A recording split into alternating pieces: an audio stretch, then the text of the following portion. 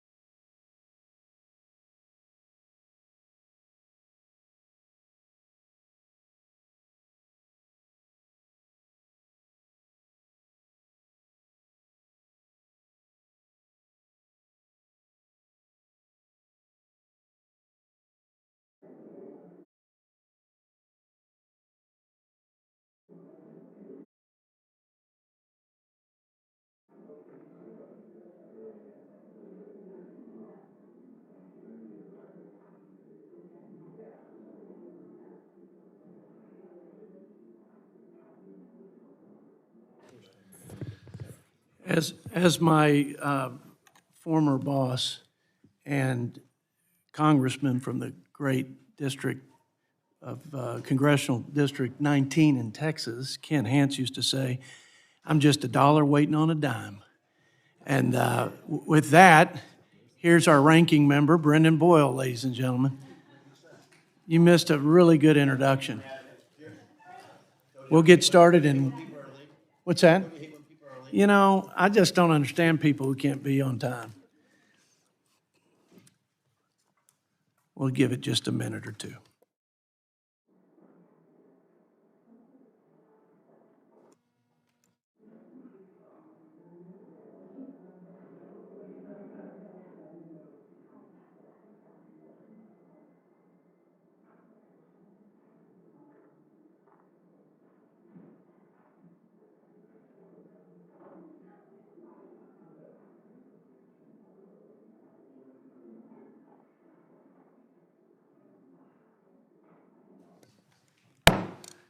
The hearing will come to order. Welcome to the Committee on the Budget's hearing regarding the merits of deficit to GDP as a measure of our nation's fiscal health, with the goal of a glide slope from close to wartime, let's just say emergent levels of deficits to a 3% in 10 years. I've been looking forward to this conversation for some time, and I'm excited to have our witnesses here this morning and to get their insights and counsel on the matter and to debate this with my colleagues. Before I begin, we have some additional members, or at least one, joining us today. I don't know that he's here yet, but Bill Huizinga of Michigan has introduced a bill related to the 3%. There may be others, but I know he has a great interest in this, and we're going to wave him on today and ask unanimous consent that Mr. Huizinga be permitted to participate in today's hearing without objection, so ordered. Today we'll hear from the panel of expert witnesses, and I'd like to introduce them briefly, starting with Mr.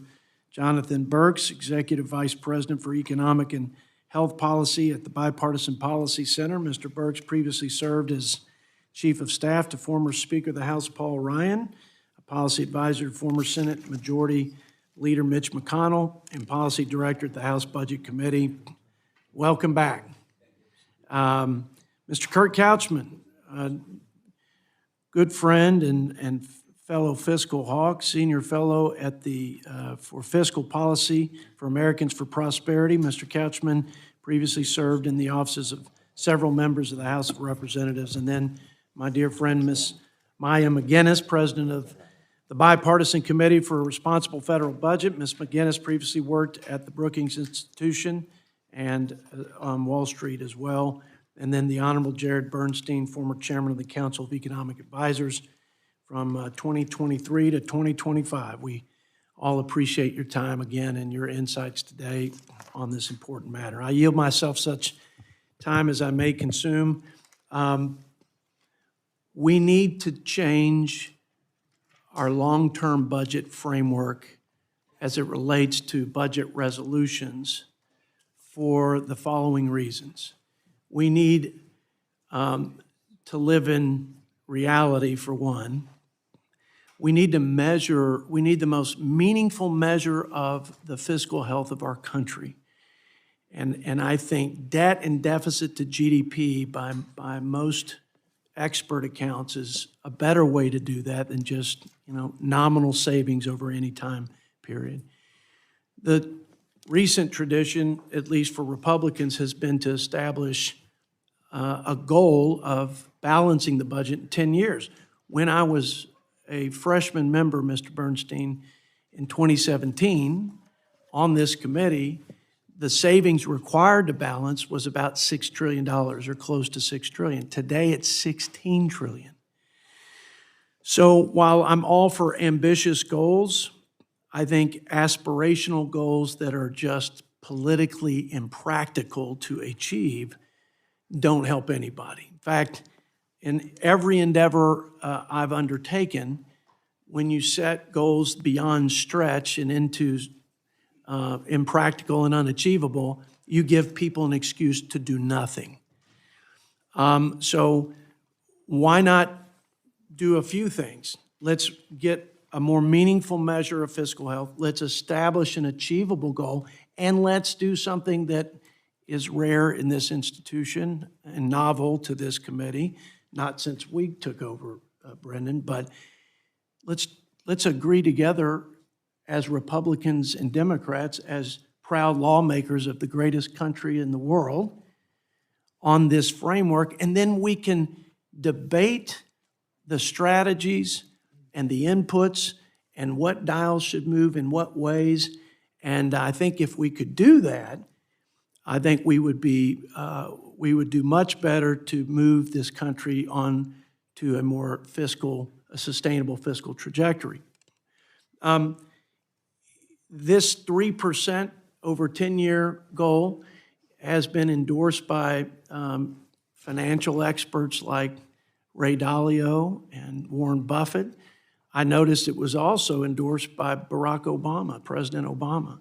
But it's embraced by experts, economists, business leaders on both sides of the aisle, center-right, center-left, advocacy groups and think tanks like the ones represented today. I think people understood when the rating agencies downgraded us. I think they were a lot more patient maybe than they should have been, but when they did, their commentary included that they were looking for a plan, a long-term plan, and a commitment from both parties to that plan. And again, when people elect Republicans in these two chambers, I think the strategies on how to achieve that should reflect that philosophy and the values of those voters. And when it shifts to Democrats, I would expect that it would reflect more of the Democrat strategies on how to achieve. But what we should agree on is that we're off the rails and we're in dangerous territory, and a debt-related crisis of any kind, including a sovereign debt crisis and undermining our reserve currency, would be potentially irreparable and unacceptable for everybody on this committee. And I believe that most, if not every member here is concerned about it. It's just how we go about addressing it. So that's the debate today. Hopefully we'll have a hearing where we can mark it up and change the paradigm altogether so that we can, again, actually make real progress. And that progress, by the way, of getting the 3%, Scott Bessent, our Secretary of Treasury, mentioned it in his Senate confirmation hearing. Getting there would get us to lower than the average, 50-year average on annual deficits. It would create the fiscal space to absorb some of the shocks like the conflict with Iran or some other exigent circumstance that we can't predict, like another COVID. We're not particularly ready for that, in my opinion, and that's a problem. So with that, I'm going to turn it over to my ranking member for as much time as you need to make your opening statement. Well, thank you, Mr. Chairman. I want to thank all of the invited guests here, the witnesses, for taking the time out. I first want to start actually asking for a little help from this committee and the public at large. We have someone who's gone missing. Perhaps you could help me find him. His name is Russell Vogt. He is the OMB director, and for 15 months, Mr. Vogt has been MIA. He is supposed to testify before this committee, as every previous OMB director has done, including Mr. Vogt himself the first time he was OMB director. Here we are, 15 months into this Congress, 15 months this committee has been waiting for the OMB director to testify. Where is he? So if anyone spots this gentleman, if you could call the House Budget Committee and let us know, because we would like to know why exactly he is so afraid to testify before this committee. Other Trump cabinet secretaries have testified before this committee and withstood public scrutiny. Why is Russell Vought so afraid to come before us in public and answer questions about his record and the record of this administration? Perhaps he doesn't want to talk about the fact that according to fresh new polling this past week, this is the single most unpopular president when it comes to the handling of the economy since George W. Bush during the Great Recession. When asked in a poll by Reuters about President Trump's handling of the economy, do you approve or disapprove, only 29% of Americans approve. That is far lower than each of the last 3 presidencies. Again, you have to go back 20 years to the Great Recession to find numbers that low. Different poll, Yahoo YouGov, Trump handling on cost of living, approve 26%.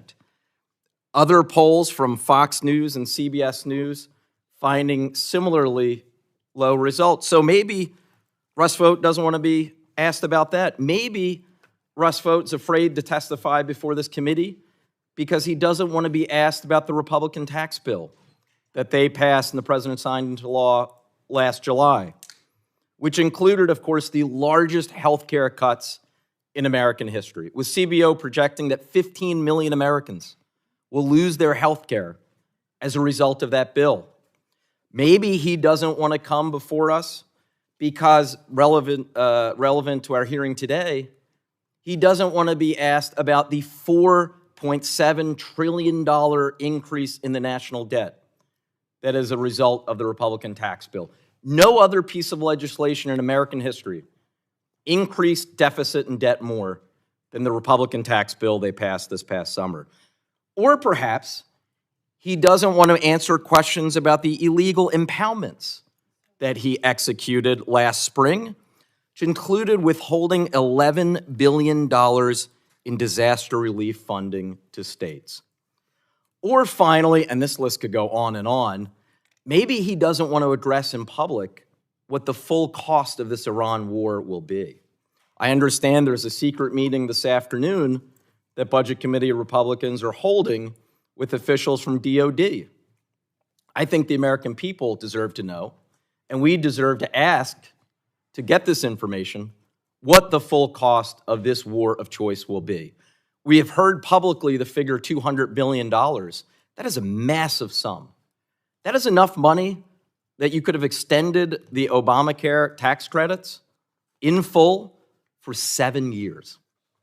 So again, the list goes on, and actually come to think of it, I might have answered my own question. I actually can understand why Mr. Vought has gone missing, because those would be very difficult questions to answer. Finally, in the 30 seconds I have left, let me say this, and I've said this publicly in previous hearings before. I've said it in private to a number of my Republican friends on the other side of the aisle, like Mr. Harrington, Mr. Smucker, and others. At some point, I agree, and at some point soon, we do need to tackle the real and growing problem of deficit and debt. And I'm looking forward to having that discussion. But let's make sure it is a discussion truly based on facts. And if we're going to go down the road of the first step of setting the goal, then we need to very quickly get to step 2 and talk about what that plan looks like. We don't want this to be, Mr. Chairman, what I've done for the last 30 years, and that is every New Year's Day had the resolution that this will be the year I finally get into shape. As I have come to learn, without an actionable plan, that continues to be an unfilled resolution every single year. So I see my time has expired. With that, I'll yield back. I thank the ranking member. In the interest of time, if any other member has an opening statement, I ask you submit it for the record. I will hold the record open to the end of the day to accommodate those members who may not yet have prepared written statements. Before I yield to the witnesses, we have another member joining us, Representative Tom Suozzi from New York. I don't know if he's here yet, but he will join us. And I ask unanimous consent that Representative Suozzi be permitted to participate in today's hearing without objection. So ordered. Once again, Thank you to the witnesses for your time. The committee has received your written statements. They'll be made part of the formal hearing record. You will each have 5 minutes to deliver your oral remarks. Mr. Burks, you may begin when you are ready. We yield 5 minutes. Thank you, Mr. Chairman, Ranking Member Boyle, and distinguished members of the Budget Committee. Thank you for inviting me to testify about the role a 3% deficit target could play in improving the nation's fiscal health. I'm especially pleased to appear here today, having served this committee as policy director over a decade ago. I only wish I came with better news. The federal government's finances are in a parlous state. For decades, political leaders of both parties have pursued unbalanced fiscal policies that have led to ever-growing levels of spending and stagnant levels of revenue. The result is an unprecedented level of publicly held debt at a time when the economy is relatively healthy, there is no national emergency, and until very recently, we were at peace abroad. This level of debt is especially troubling given the challenges that the nation faces. First, the population is rapidly aging, fueled both by falling birth rates and rising life expectancy. Second, healthcare costs are growing faster than the economy. In recent years, we've seen more than 7% year-over-year growth, and the public sector is bearing the majority of those costs. Third, technological advancements threaten disruptions to the workforce that could require significant time and resources to help Americans adjust to. And finally, international challenges are leading to higher levels of spending for national security. Ideally, in such a moment, the federal government would have ample room for fiscal expansion to meet these challenges. Even on the eve of World War II, with the nation recovering from the Great Depression, publicly held debt stood at only 42% of the economy. Today, we are at 100%. We are pushing into uncharted territory. Today's hearing is focused on one promising idea to help us correct course, establishing a binding fiscal rule that deficits cannot exceed 3% of annual economic output, would roughly stabilize the debt as a share of the economy, and alleviate some of the upward pressure high public debt levels are putting on interest rates, inflation, and the cost of living. The reforms necessary to achieve that deficit level would also restore some of the fiscal flexibility policymakers will need if any of the aforementioned challenges become crises. Of course, stating a fiscal rule is simple. Designing one that works has proven more challenging historically. For example, when the European Union's Stability and Growth Pact was new, it was effective in providing a political constraint on member states' fiscal decisions. However, as time passed and political will weakened, the pact's formal enforcement mechanisms proved politically infeasible. Such that last June, the EU reprimanded 1/3 of its members for violating the pact's 3% deficit ceiling. Closer to home, in 1985, Congress enacted Graham-Rudman-Howling's GRH established a series of deficit targets with the goal of balancing the budget by 1991. However, honoring GRH's deficit targets would have required more aggressive fiscal tightening than was politically bearable, and in 1990, Congress abandoned the deficit targeting approach as the road to balance. The common thread connecting these experiences is the reality that there has to be a genuine political consensus on the benefits of keeping deficits to modest levels if the rules are to be honored. I commend the Bipartisan Fiscal Forum, led by Chairman Huizenga and Peters, as well as Congressman Smucker and Quigley and additional members of the Budget Committee for their leadership in this respect. You are doing the hard work of forging consensus across the political divide, and you deserve credit for that effort. Furthermore, Mr. Chairman, hearings like today serve an important purpose in bringing to light the very real harms Americans are facing from excessive government debt. Our growing debt puts upward pressure on interest rates, which in turn impact every corner of the economy. Elevated mortgage rates are putting home ownership out of reach for far too many Americans, while the increased cost of debt makes it harder for new housing development to be profitable, for child care centers to cover operating costs, and for new energy infrastructure or private healthcare investments to make financial sense. As our debt grows, the risks compound. Net interest spending on the national debt now consumes nearly 1/5 of all tax revenue and represents the second largest category of spending after Social Security. A rising stock of debt makes the budget more sensitive to interest rate shocks and increases the risks our lenders could lose faith in the federal government's ability to repay our debt without high inflation. We need to actively pursue solutions, which is why I commend the committee for its historic support for establishing a bipartisan fiscal commission. Building on the legacy of prior efforts like the Domenici-Rivlin Commission that we hosted at BPC, such a commission would be a substantial step in the right direction, bringing together bipartisan, bicameral negotiators to both engage the public and present Congress with an actionable plan to stabilize the debt.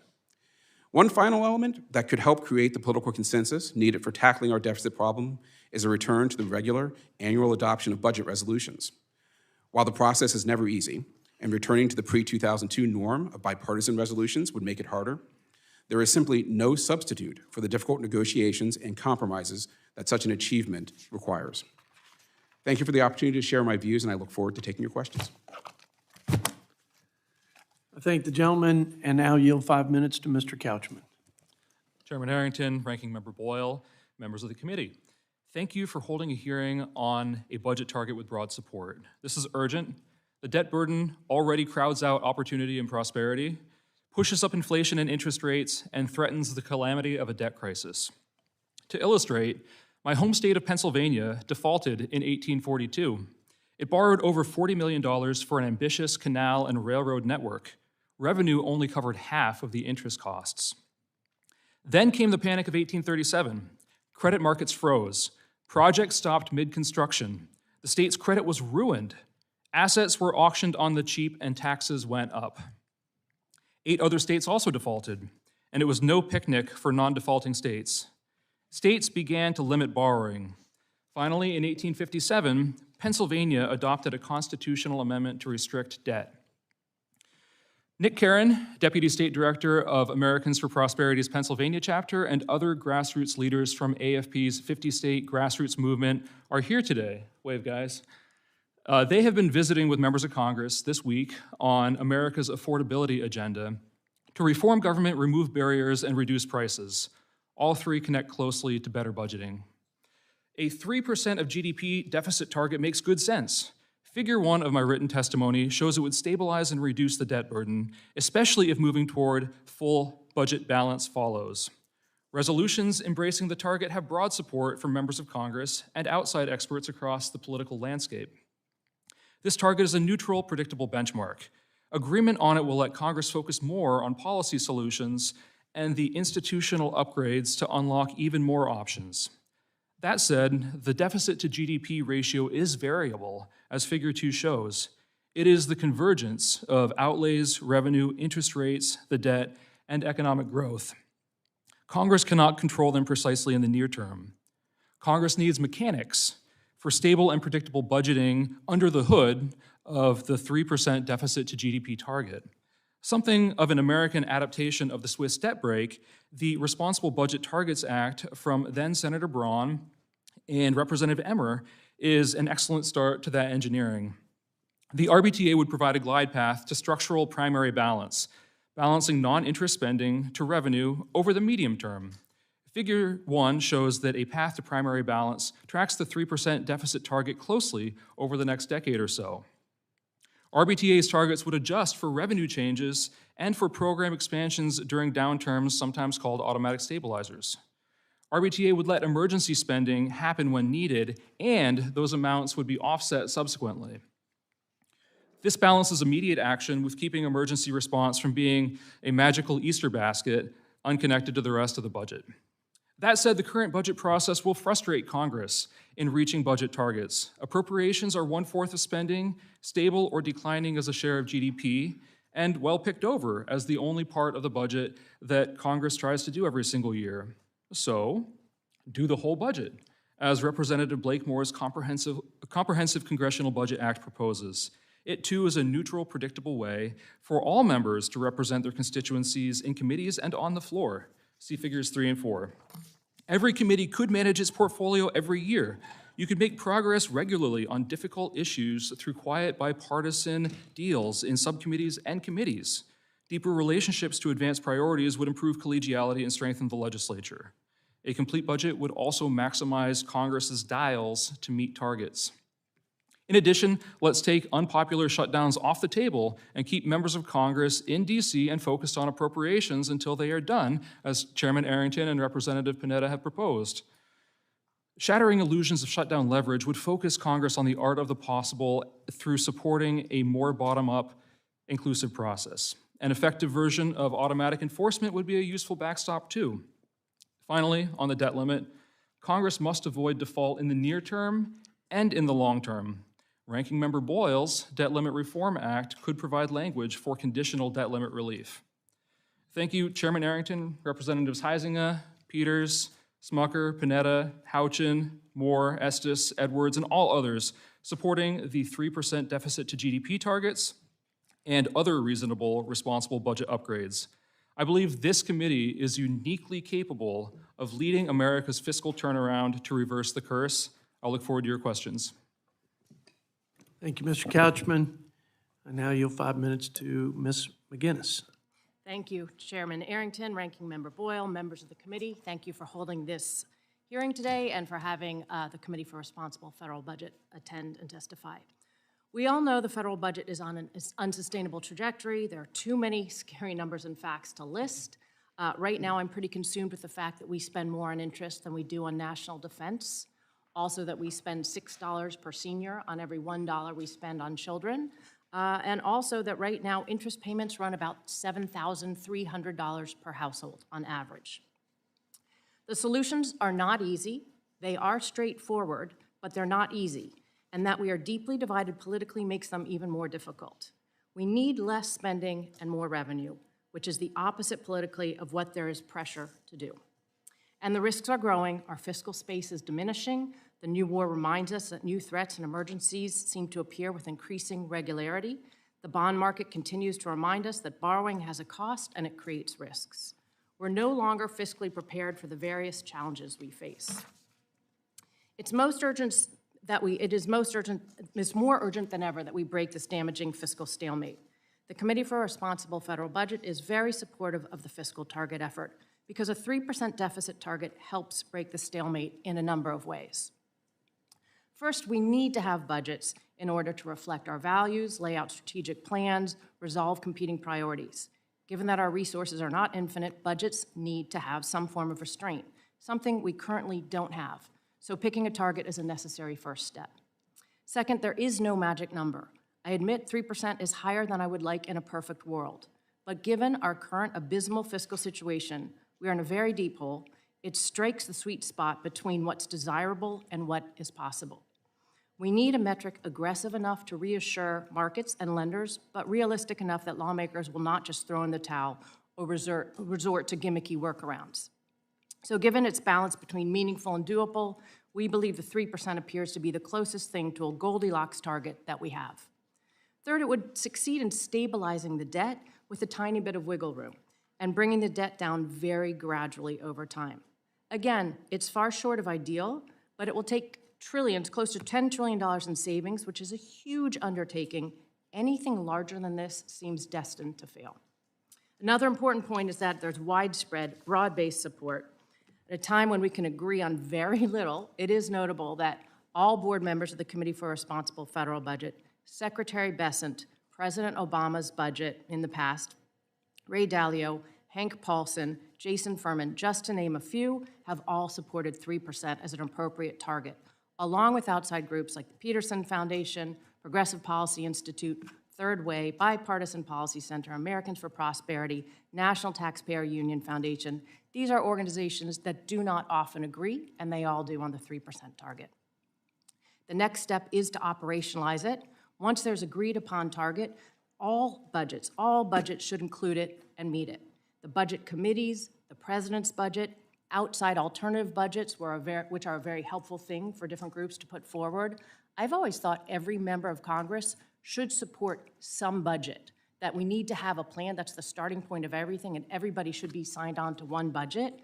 This creates, having a 3% target creates an actual comparison of different ways to achieve the goal. There is no right way to get there, and the multiple paths forward will allow us more serious discussion than we currently have, where everybody's kind of competing to see who can give away the most. I do want to emphasize this point that there are two important parts of budgeting. The first is the numbers, and the second is the values that they reflect. When it comes to the numbers, debt growing faster than the economy, interest payments being the fastest growing part of the budget, interest rates on their way to be higher than economic growth, those are numbers people should all be able to agree are problematic. When it comes to values, there's no single right answer or simple agreement. We have different views about the role of government, the size of government, our favorite policies, national security, transfer payments, universal, targeted. There's no right answer there. The goal is to agree on a reasonable and sustainable budget with parameters so that we can discuss, compare, and hopefully compromise on the values part without tanking the economy, weakening the country, or causing a debt crisis. So 3% is not an answer to everything. It's not an endpoint, it's a starting point. And even with that, our debt will still be too high, and we will need to go further. It doesn't do the heavy lifting of resolving the policy differences. But I do hope we can agree it is a reasonable parameter to put in place to start the real heavy lifting of addressing our serious debt challenges. Thank you. Very well. Thank you, Ms. McGinness. And now I yield 5 minutes to Mr. Dr. the Honorable Bernstein. Mr. Chairman, Ranking Member, members of the committee, I thank you for the opportunity to testify today. Let me begin by commending the committee for focusing on our challenging fiscal path. The proposed 3% cap on deficits is a laudable goal, one that would close the fiscal gap and turn an unsustainable path into a sustainable one. But it matters greatly how we get there from here. It is entirely possible to do a lot more harm than good in that pursuit. My testimony, therefore, lays out a framework that I hope the committee finds useful in achieving sustainability without hurting economically vulnerable Americans who are already struggling with affordability concerns that have been worsened by budget policies coming out of Washington, including tariffs that raise their prices and cuts to health and nutrition programs. Point one, fighting over whether the problem is too much spending or too little revenue is a dead end. No matter how often policymakers say they are displeased with the fiscal outlook, their actions, what economists call their, quote, revealed preferences, show that our deficits are born of an unwillingness to raise the revenue we need to meet the spending policymakers believe is warranted. Of course, there are members who would like to lower today's deficits and tomorrow's debt through spending cut and tax increases, but I'm talking about the broad, majority-driven outcome, which is as I've described it. The essence of our fiscal problem is thus neither, obviously, a revenue problem nor a spending problem. It is that Congress has long been unwilling to raise the resources necessary to pay for the institution's revealed spending preferences. Point two, it matters how you get to the 3% cap. Supporters of last year's budget bill have already revealed a willingness to take away vital protections from economically vulnerable families, including nutritional and health coverage, to partially offset the cost of tax cuts. If that's how advocates of this approach intend to cap the deficit at 3%, it will do much more economic harm than good. Such destructive cuts are in part a function of taking the majority of the budget off the table, including Social Security, defense, Medicare, and so on. But I can assure this committee that they cannot, and in terms of causing deep and unnecessary suffering, should not achieve the 3% cap by further cutting programs for the poor and non-defense discretionary programs.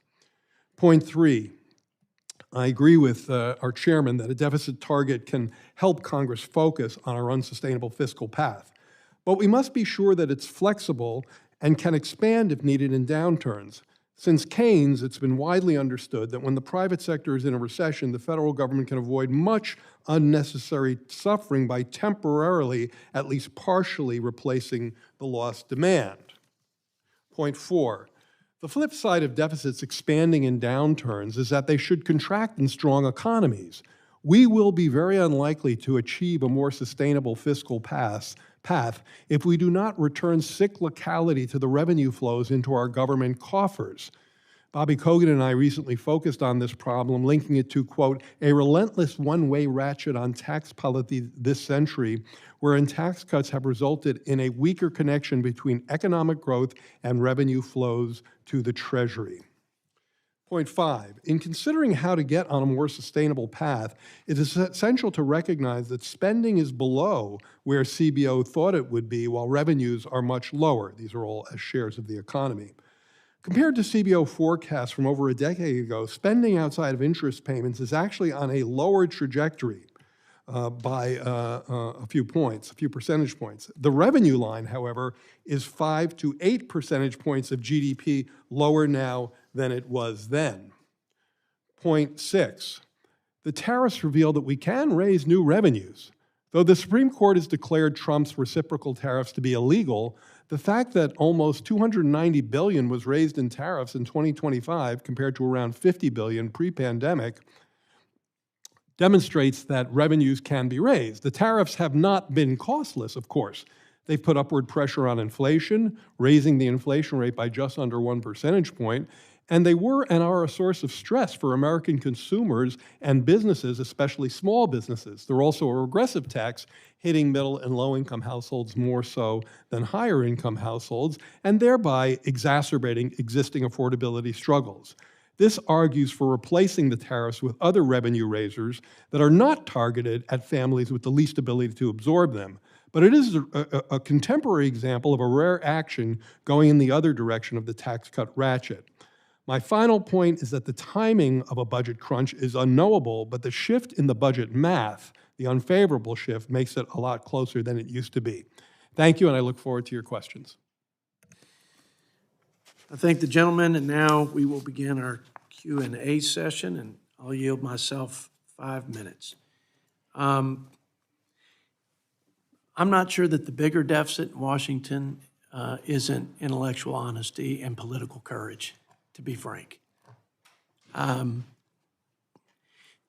Really easy to pick out the flaws and shortcomings and hypocrisies of one party when you belong to the other party. I could go through the litany of things that I believe have more than exacerbated the cost of living for our fellow Americans and the interest expense on our debt that is now 50 cents, it's more than 50 cents, 60 cents on every dollar.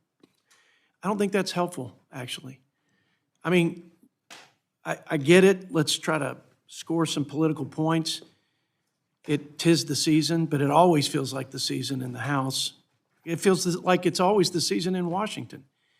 I think right now we should just take a deep breath, step back, try to be objective and say, at a minimum, let's start with both parties have failed to meet this challenge in their own way, in their own right. The IRA still being upwardly revised in terms of the deficit impact, recently on the drug price provision, by hundreds of billions, by the way. We know it was hundreds of billions in increased revised cost to the tax subsidies in the green energy space. But I would also concede we could have had more fiscally responsible tax reform. We did actually in the House, and then the Senate changed it. We had to make a choice, and we accepted less than ideal, but we got something that we believed would reignite the growth of this economy, which I think, and would like to ask this question at some point, is a key component in the equation of restoration of fiscal health of the country. We saw a 3.8 growth in the second quarter, of 4.4 GDP in the third, and if it weren't for the shutdown, according to CBO, we'd have had a 2.5% GDP in the fourth.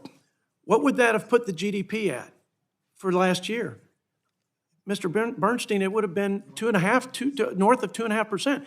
Well, you know what? That's what we assumed in our big, beautiful bill. It's not the panacea, but we assumed it. And we were mocked and ridiculed as just being way out of bounds, including CBO, who downgraded our growth projections for that year from 1.8 to 1.5. So look, we have our strengths, we have our weaknesses, and we have all failed to step up to meet this challenge.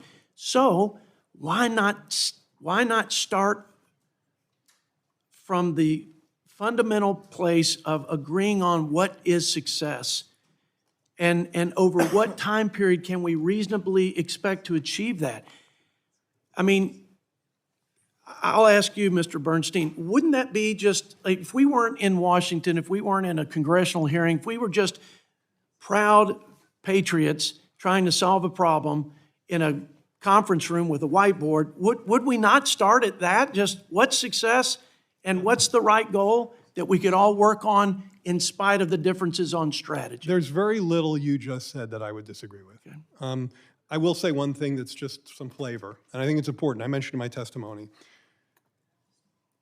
We have a very tough situation. Other panelists have mentioned this as well, where GDP growth no longer generates the revenue flow to the treasuries that it used to. And I have a table in my testimony showing that when we had very low unemployment back in the early 2000s or in the 27-19 period, unemployment around 4%, we had 19.5% of GDP and revenue collection, 98 to 2000, with the unemployment rate around 4%.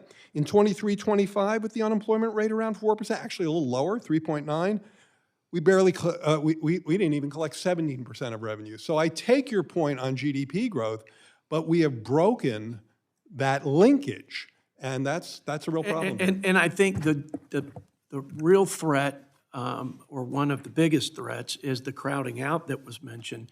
I mean, $2 trillion out of the private sector for investment capital. It's going to be hard to get to 3% growth, which would be ideal, with all that we're taking on in terms of debt. That $2 trillion will be $3 trillion in 10 years. And by the way, interest will consume 25% of all revenue back to the Treasury. Kurt, maybe you just get the last word here on growth, because I do like the debt to GDP, deficit to GDP, because it does say, what is this debt increasingly relative to the output of this great economy? Is that, just make a comment or two about that, and then I'll let the ranking member ask. Economic growth is absolutely crucial to expanding prosperity and opportunity for the American people. It does help with the fiscal situation as well, and it is a critical component of getting our fiscal house in order. It's also great for the American people. We will have to do more in the budget than simply growing the economy, although that's a piece of the puzzle. I take Dr. Bernstein's response and agree it is more challenging now. But if we can get 1% over the 1.8 that is projected, it's $3 trillion towards deficit reduction. It's a laudable goal. We can do it, but we're going to have to work together, and you can't have $2 trillion deficits and expect to get there. Mr. Ranking Member. Thank you, Mr. Chair. And I just want to first start off by thanking all four witnesses. I have to say, as a panel, that was maybe the highest quality testimony that we've had in certainly the last year and 3 months in this Congress. I do want to ask a couple questions about it. None of these, by the way, are gotcha questions. I actually genuinely want to know what I'm asking.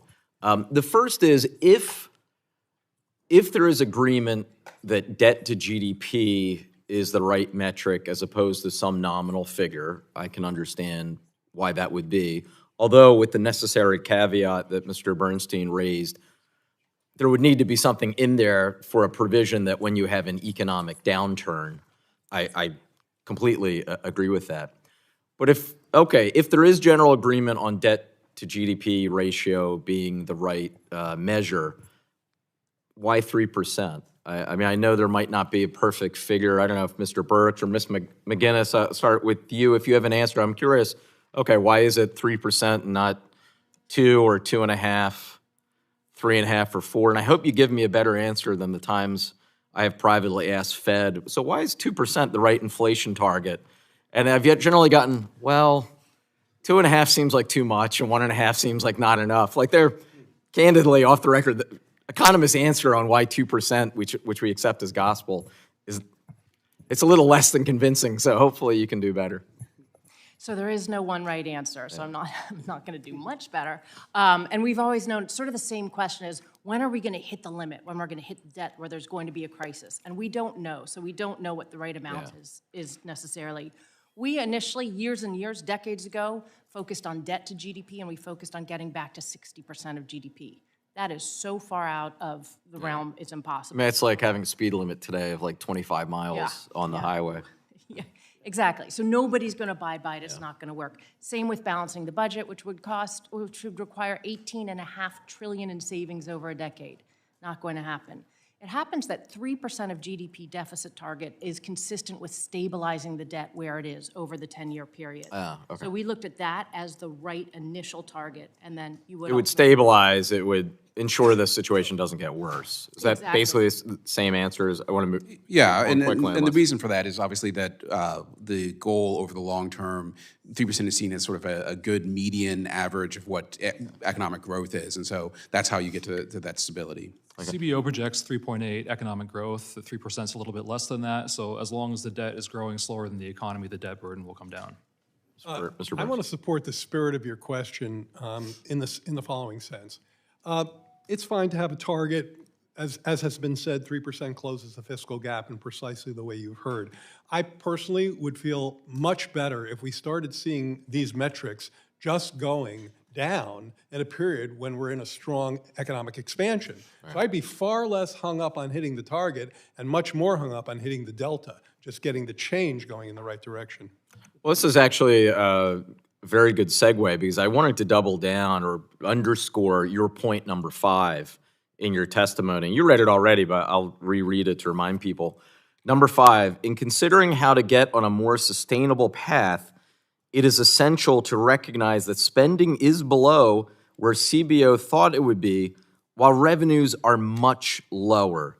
And you included the chart that you already referenced in your answer to Mr. Arrington's question, showing that tax revenues as a percentage of GDP are much lower than where they were in past economic expansions. And I raise this because it goes against the conventional wisdom around here, and if you were to ask most people, think, oh, there's a deficit, it must be a spending problem, and not looking at the other side of the ledger, revenues. So if you wanted to talk a little bit more about that.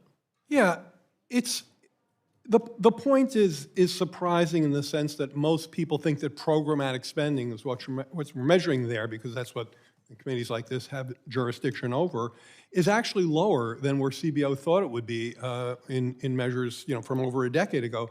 A lot of that has to do is because we've actually done a little bit better on healthcare spending than we expected back then. I just want to be clear, though, that doesn't mean that spending is at precisely the right level, and that I just don't think we get from where we are to where we need to go without both sides being on the table. And I guess the other point in my testimony that I would just underscore again is that Congress consistently supports the levels of spending that we've seen, and that's what I call a revealed preference. I think that has to be brought into the discussion as well. There are about 15 more minutes worth of questions I would love to ask, but already out of time, so out of respect for my colleagues, I'll yield back. Thank you, Ranking Member. We'll now yield to the Vice Chairman of the committee, also from the Keystone State, Mr. Lloyd Smucker, for 5 minutes. Thank you to the chairman for bringing out this hearing. So I do want to just very quickly address Dr. Bernstein. You mentioned spending as compared to what CBO had been projecting, but historically, over the last 50 years, revenue's been at roughly 17%. Yes, there's been fluctuations up and down, but it's been roughly at 17%, and spending has steadily risen. So it's been, if you look 50 years ago, it was maybe 17, 18%, and now it's 23. So I think you look at the historic perspective, I'm not sure that we're getting exactly the picture from you, and I don't have time to have you respond to that, but I did, since the ranking member brought it up, I wanted to mention it. I want to say this, all of the comments in regards to this target have been very good. I've agreed again with most of what Dr. Bernstein said, certainly what the chairman has said and the other witnesses. Thank you for being here. And I want to thank the ranking member for at least the last 30 seconds of his opening statement. And by the way, I hope that was whole milk, being from a good dairy state. I hope that was whole milk in your, yeah. But I really do appreciate what you said in your opening statement, because I think the real value of this isn't necessarily that it's 3%, because I agree it's a pretty low bar. Just to get to 3%, like we all know that we should really get to a balance eventually. But it's a target that does, I forget who answered it, but it's, if you can get the debt, the economy growing faster than the debt, we start to get there long term. And you have to look back to World War II, when the last time we were at these levels of debt. And by the way, that was after we had a major conflict. So one of the problems is we may not be prepared today if we see an acceleration of what's happening now or some other conflict. But the point I want to make is, and I think this was to Dr. Bernstein's point, the real goal here should just be moving it in the right direction. And if we can get to 3% within 10 years, that's fabulous. After World War II, it took about 3 decades of exactly that happening, where we're gradually moving in the right direction.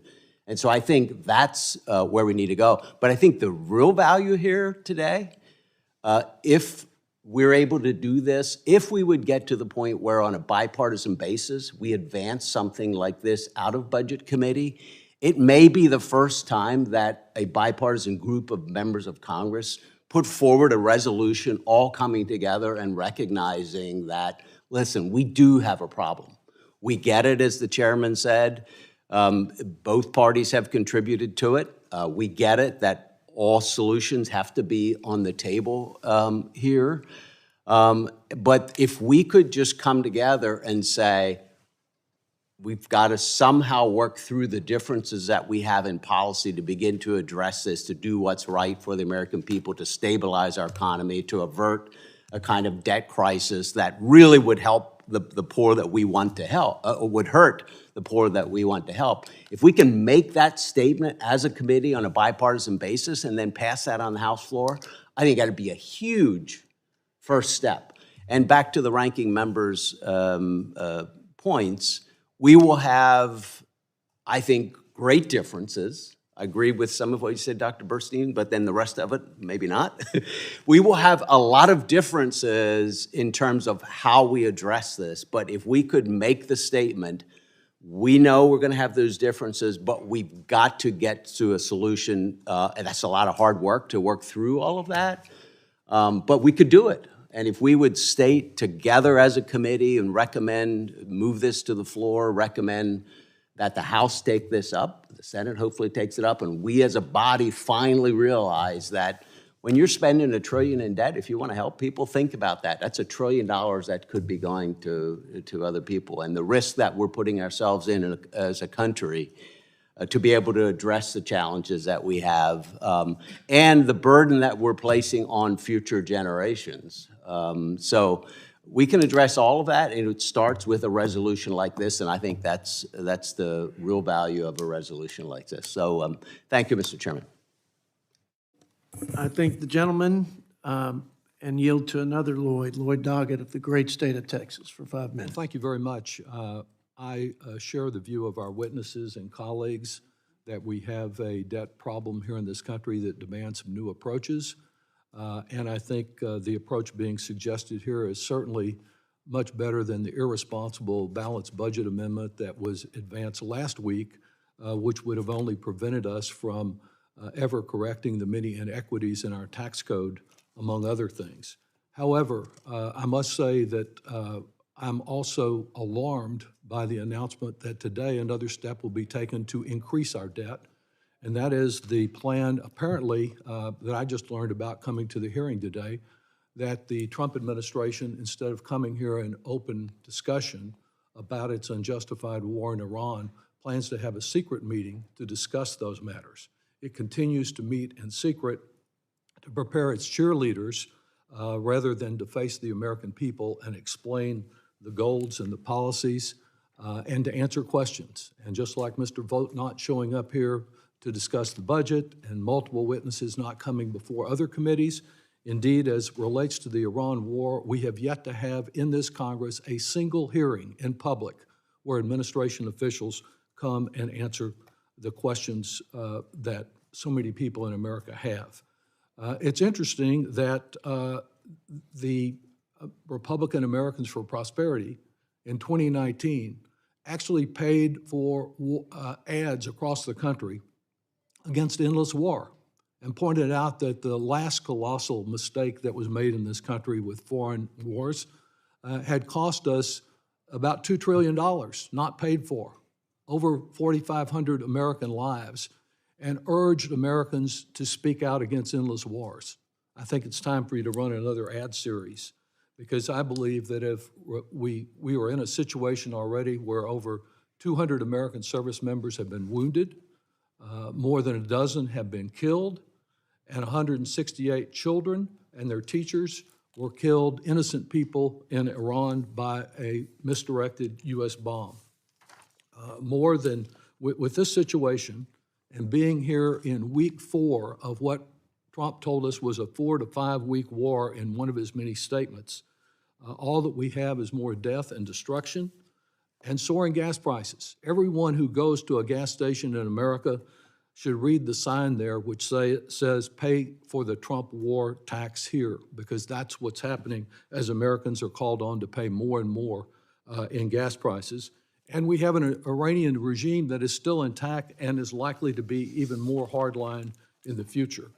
Those are the kind of questions that need to be asked about where we are headed with a war where all we are getting are not facts in public, but we, at the same time, the Iranians are being bombed or being bombarded with lies. We find that the president is so desperate about those soaring gas prices that he's actually removed the sanctions that we work to impose on Iranian oil, so that we're actually paying on hundreds of millions of barrels of Iranian oil. We are helping to pay those who are fighting our troops. All of this, I believe, a more significant immediate issue that will only contribute an immense cost to our debt and an immense loss to our country and leave us all in more danger than when this unjustified war began. As to the specific issue that is before us today, Ms. McGinness, let me ask you about what you referred to as the relationship between how fast our economy is growing compared to the interest rate that we have to pay to finance a debt that can only be expanded by endless wars and one tax cut after another. Could you comment on that? Certainly, thank you for the question. So borrowing has many risks, and it's that it crowds out in the rest of the macroeconomy. It can leave you less prepared for emergencies. It leaves you less able to respond to emergencies. Your interest payments grow. But there's no one threshold, as I said before. But there is one relationship between the interest rates and the growth rate of the economy that's critically important, which is as long as your growth rate is higher than your interest rate, you're not automatically going to get into a debt spiral. We are projected right now to have that relationship between interest rates and growth rates turn in 2031, very soon, where suddenly we will start to be moving where the interest rate is higher than the growth rate under projections. That means, and it's really important, that every time we borrow more or our debt turns over, and remember about 1/3 of our debt is in short-term debt, so we're reissuing it regularly, you are issuing it at higher interest rates. That can lead to a debt spiral where your interest rates are pushing up, your interest payments, you have to borrow more. That can lead to inflation, to higher interest rates. That is a situation we want to avoid, and we're being warned right now that it is in just a few years that would hit. And Dr. Bernstein, I think you have made it clear that we cannot solve the challenges we have with our debt with spending cuts alone. We have to look at revenues, particularly after the Republicans added, depending on the estimates, $3-4 trillion to our debt with their last round of the big ugly bill. Let's leave that one there. It's the gentleman's time's expired. Let's yield to the gentleman from California, Mr. Tom McClintock, for 5 minutes. Well, Mr. Chairman, I have to express a sense of deja vu and increasing frustration at the subject of today's hearing.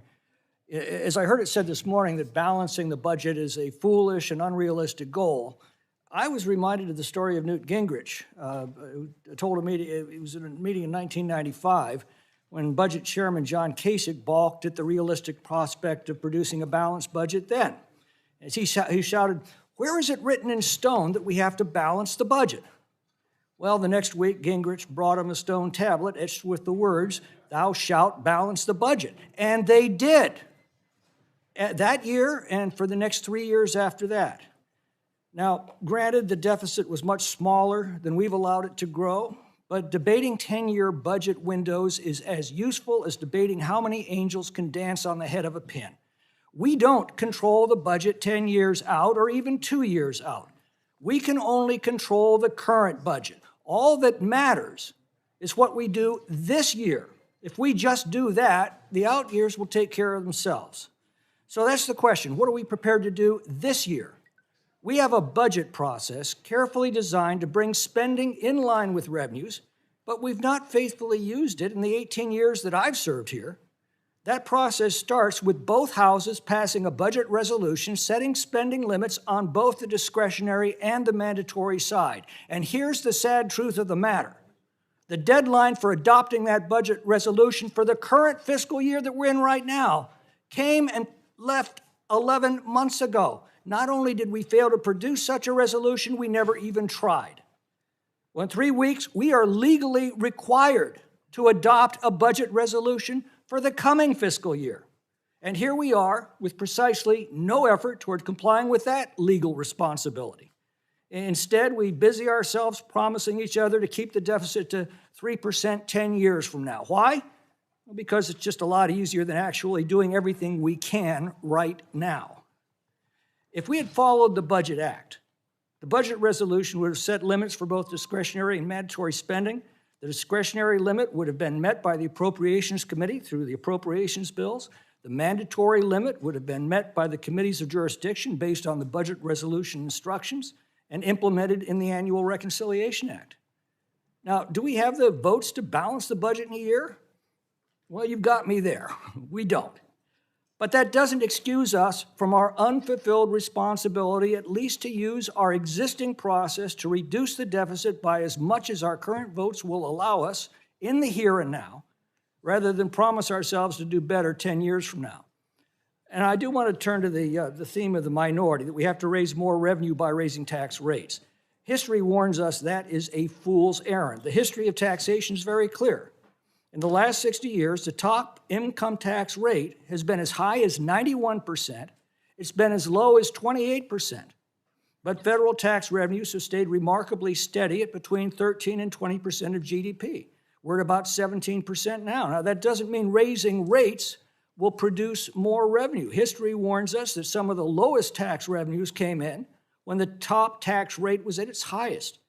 California and New York are relearning that painful lesson right now the hard way. Some of the highest revenues have come in when our tax rates were quite low. But although the tax rate within this envelope's remarkably little effect on revenues, it has a huge impact on economic growth. And economic growth is the only healthy way to raise revenues.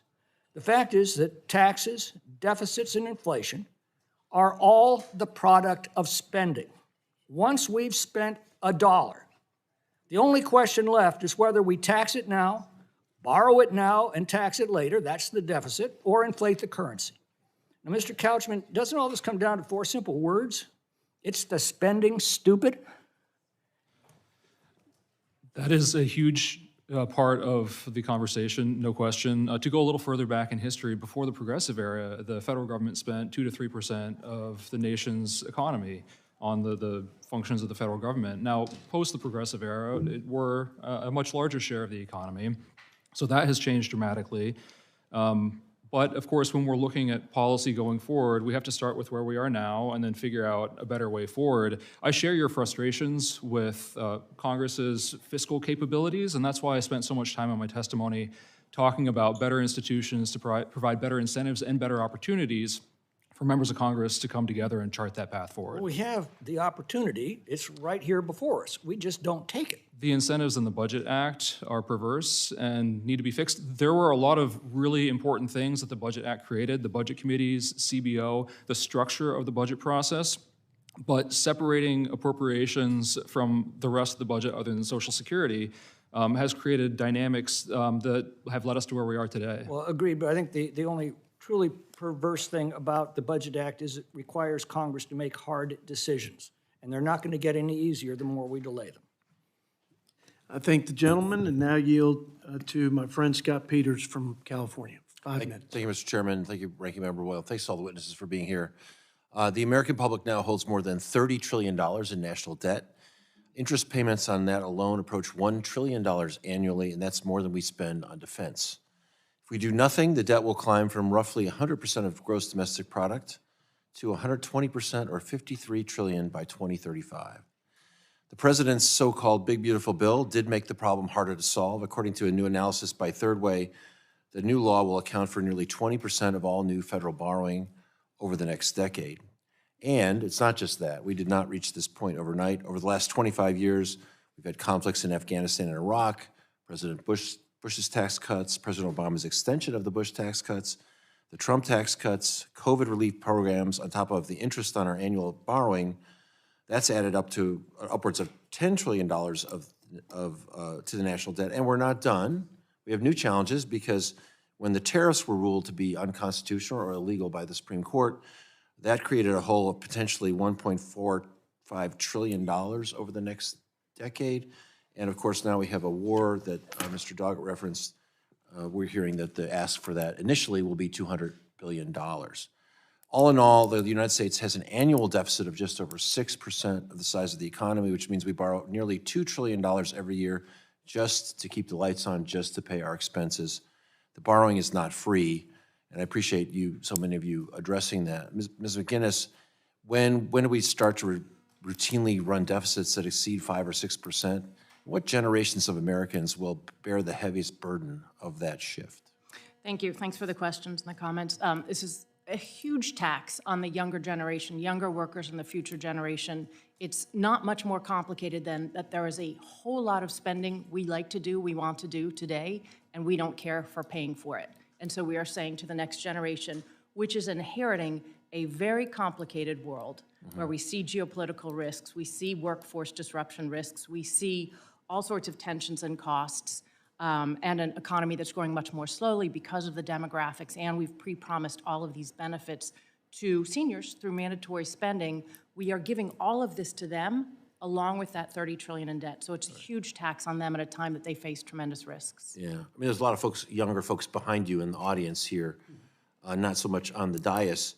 What's it going to look like for them? So when they reach peak earning years, what do you think the tax burdens are going to be like? What are the public services going to be like for these folks? That is not a happy scenario to think about. First off, for the younger people, we need to have the younger people be more organized and effective and as powerful as seniors are when they come to push policies. We need younger people to have a bigger voice because we know that not only will tax rates be much higher, significantly higher, we will not be able to make good on all the promises that we've made to them in the budget. There will be additional costs in national security, and our economy will grow much more slowly if we don't get ahead of this. What I really worry about is that the risks of new things that come along, it's not just that a debt crisis could happen, it's that we won't be prepared to respond to the huge other emergencies that may hit them. That's one reason to have a good balance sheet. But young people today are already facing sky-high housing costs, utility bills through the roof, stagnant job market, with, I think, affected, frankly, by the chaotic use of tariffs we've seen over the past year or so. Piling more federal debt on that, it's just not good fiscal policy. It's generational theft. And what I would say to you all is, our generation has paid for a lot of stuff by borrowing and left you with this interest cost that you're going to be paying for. And if I were you, I would take this up as young people's issue. This is something you should be talking about. And I think you should be angry about it, and you should be forceful about it. I do think that a fiscal target is an important start. I understand what Mr. McClintock says, but we're not there. We're going to start somewhere, and the first way to get out of a hole is stop digging. So that's a 3% target. I think that makes sense. It's not sufficient, but as experts from Ken Rogoff to Ray Dalio have warned, continuing our current trajectory will erode confidence in the dollar. It'll drive up interest rates for every American family and business, eventually invite a true fiscal meltdown.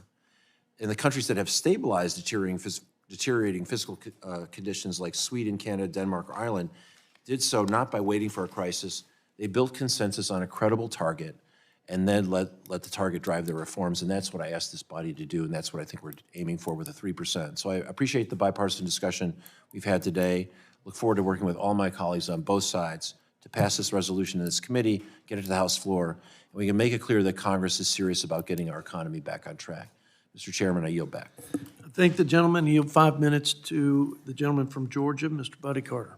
Thank you, Mr. Chairman, and thank each of you for being here. And Mr. Chairman, I want to compliment you on this hearing. This is something, obviously, as a father, as a grandfather, I'm very concerned about. With 8 precious grandchildren, leaving them this kind of debt is just irresponsible, and it's something that we need to address, and I'm glad that you're leading the charge on that, Mr. Chairman. $39 trillion, that's hard to even get your arms around. It's hard to imagine. I don't know if I could even write that on paper. $39 trillion, unbelievable. if we reduce our deficit, our federal deficit, to 3% of GDP, and it'll help stabilize our debt burden and ensure our debt growth won't outpace economic growth. But Mr.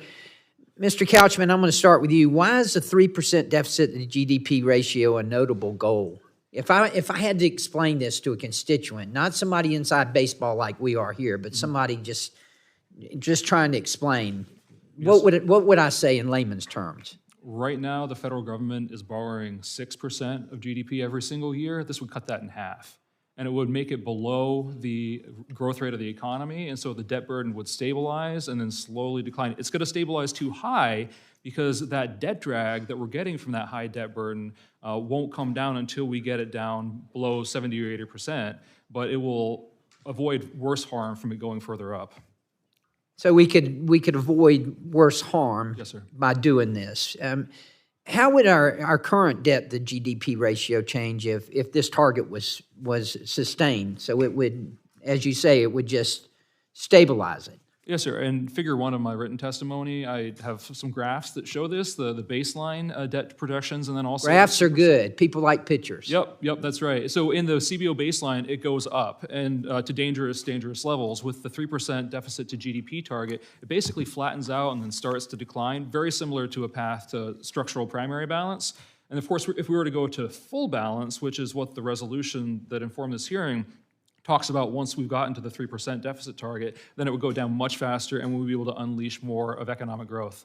Okay, one of the things that we've been talking about in this administration and for the past year and a half has been the Department of Government Efficiency and the amount of waste, fraud, and abuse that we have. And that's what really irritates people and really irritates our constituents. It's the Government Accountability Office has estimated that the federal government could lose about $500 billion annually due to fraud.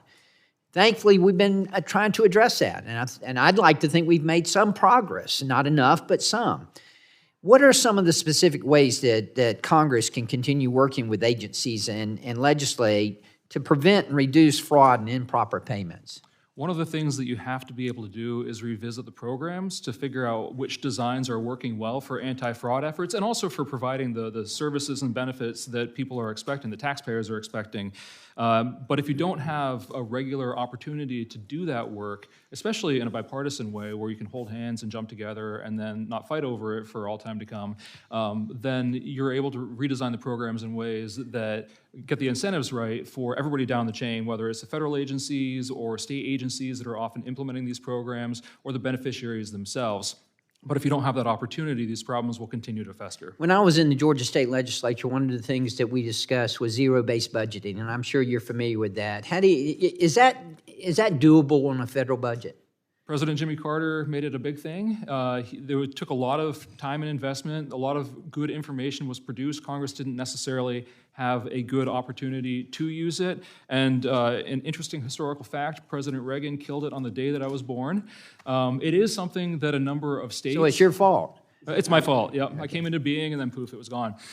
But there are a number of states that have this in place, and I'm always open to finding out that it does have an impact, but I haven't seen tangible evidence of that yet.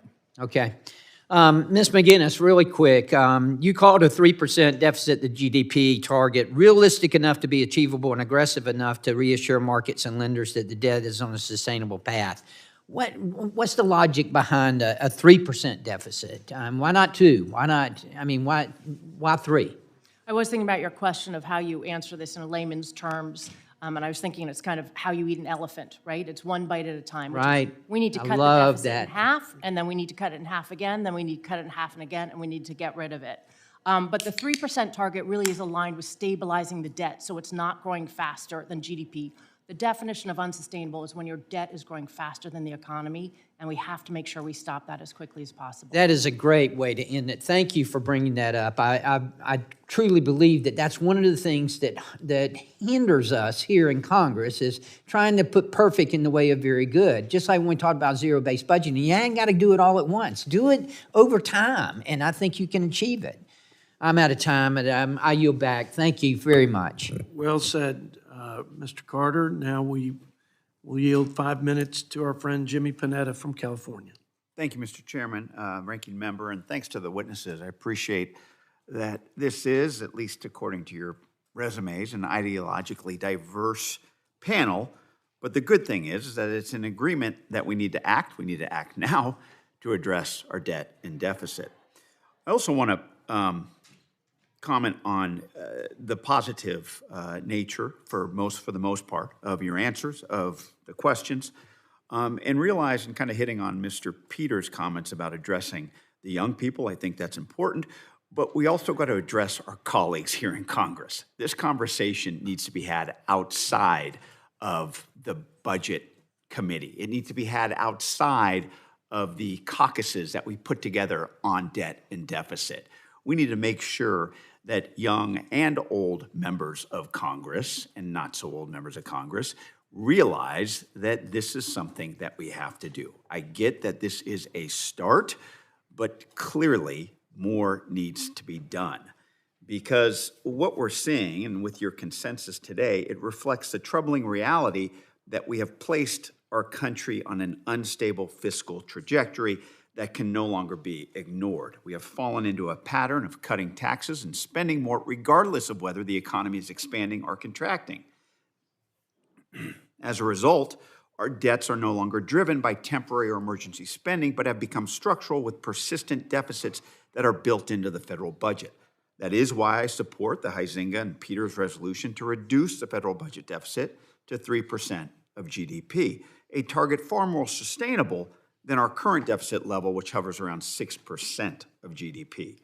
If implemented responsibly, this target can promote fiscal discipline, enhance accountability, and drive the concrete actions needed to put our nation on a more sustainable path.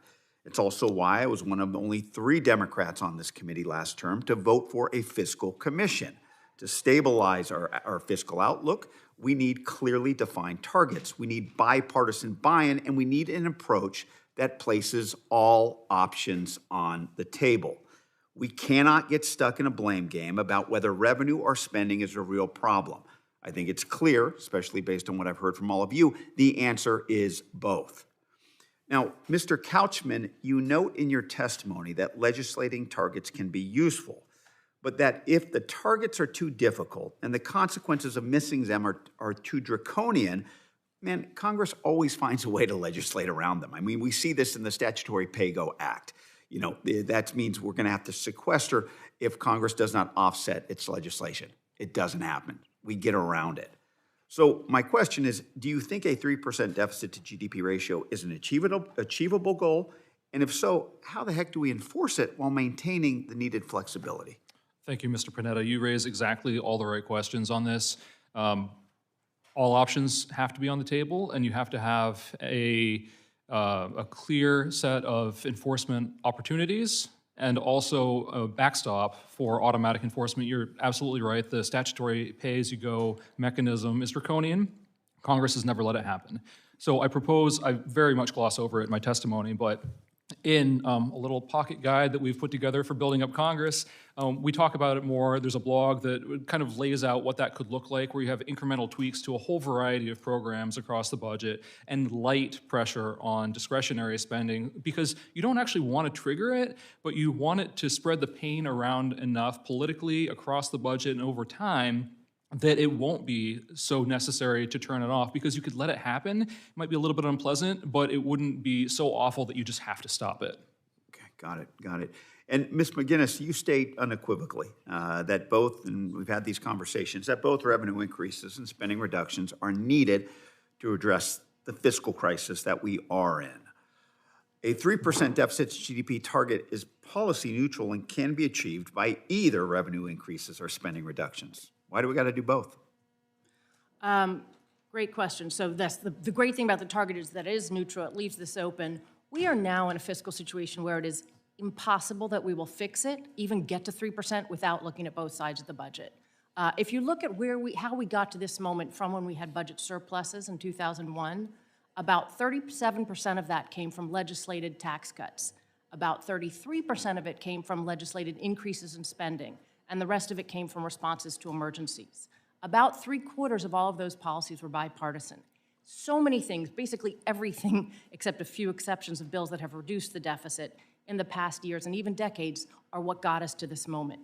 But it is now clear, and we can just look at the willingness of Congress to do the hard things. The hard things are reducing spending, fixing our greatly in need of fixes entitlement programs, and raising revenues, not just on millionaires, but across the, real revenues. There's very little willingness to do that. We're going to have to do a little bit of all of it to spread the pain as much as possible and do it in a way that hopefully spreads it over time. Great, thank you. And Mr. Chairman, if I may, just quickly, look, I think having this type of hearing today is important, not just during this crisis, but I think it demonstrates that there are members of Congress willing to lead on this issue, and that's needed now more than ever. Thank you, Mr. Chairman. I yield back. I thank the gentleman. And yield 5 minutes to our friend from Oklahoma, Mr. Josh Burkeen. Thank you, Mr. Chairman. I'm reminded, given the topic today, of a quote that Zig Ziglar, I think, is famous for, where he says, "A goal casually taken is easily abandoned upon first obstacle." And that's where we've been. We've been there for years, where the budget resolution is a goal that's casually undertaken. No one really expects it to go anywhere, and it's easily abandoned. And everyone can do their post, and we can all pretend that we're really serious about doing something about it, but at the end of the day, nothing is modified. So I'm grateful that we're not going to be set up for failure if we can move this direction. Many of us in this building know this is the week where a lot of appropriation decisions are being made. This is the week where a lot of different industry and money discussions are happening, people asking for more. I had conversations this week with some groups, and it's such a hard thing to try to relay to people, because whether it be industry specific or association specific, everyone is so short-term focused about their need and more federal funds. And where I'm trying to set this up is trying to explain to someone to see the bigger picture, that if we can get to a 3% deficit to GDP, which is what the goal of this is, which is going to require restraint, real restraint, not proposed restraint, but actionable restraint.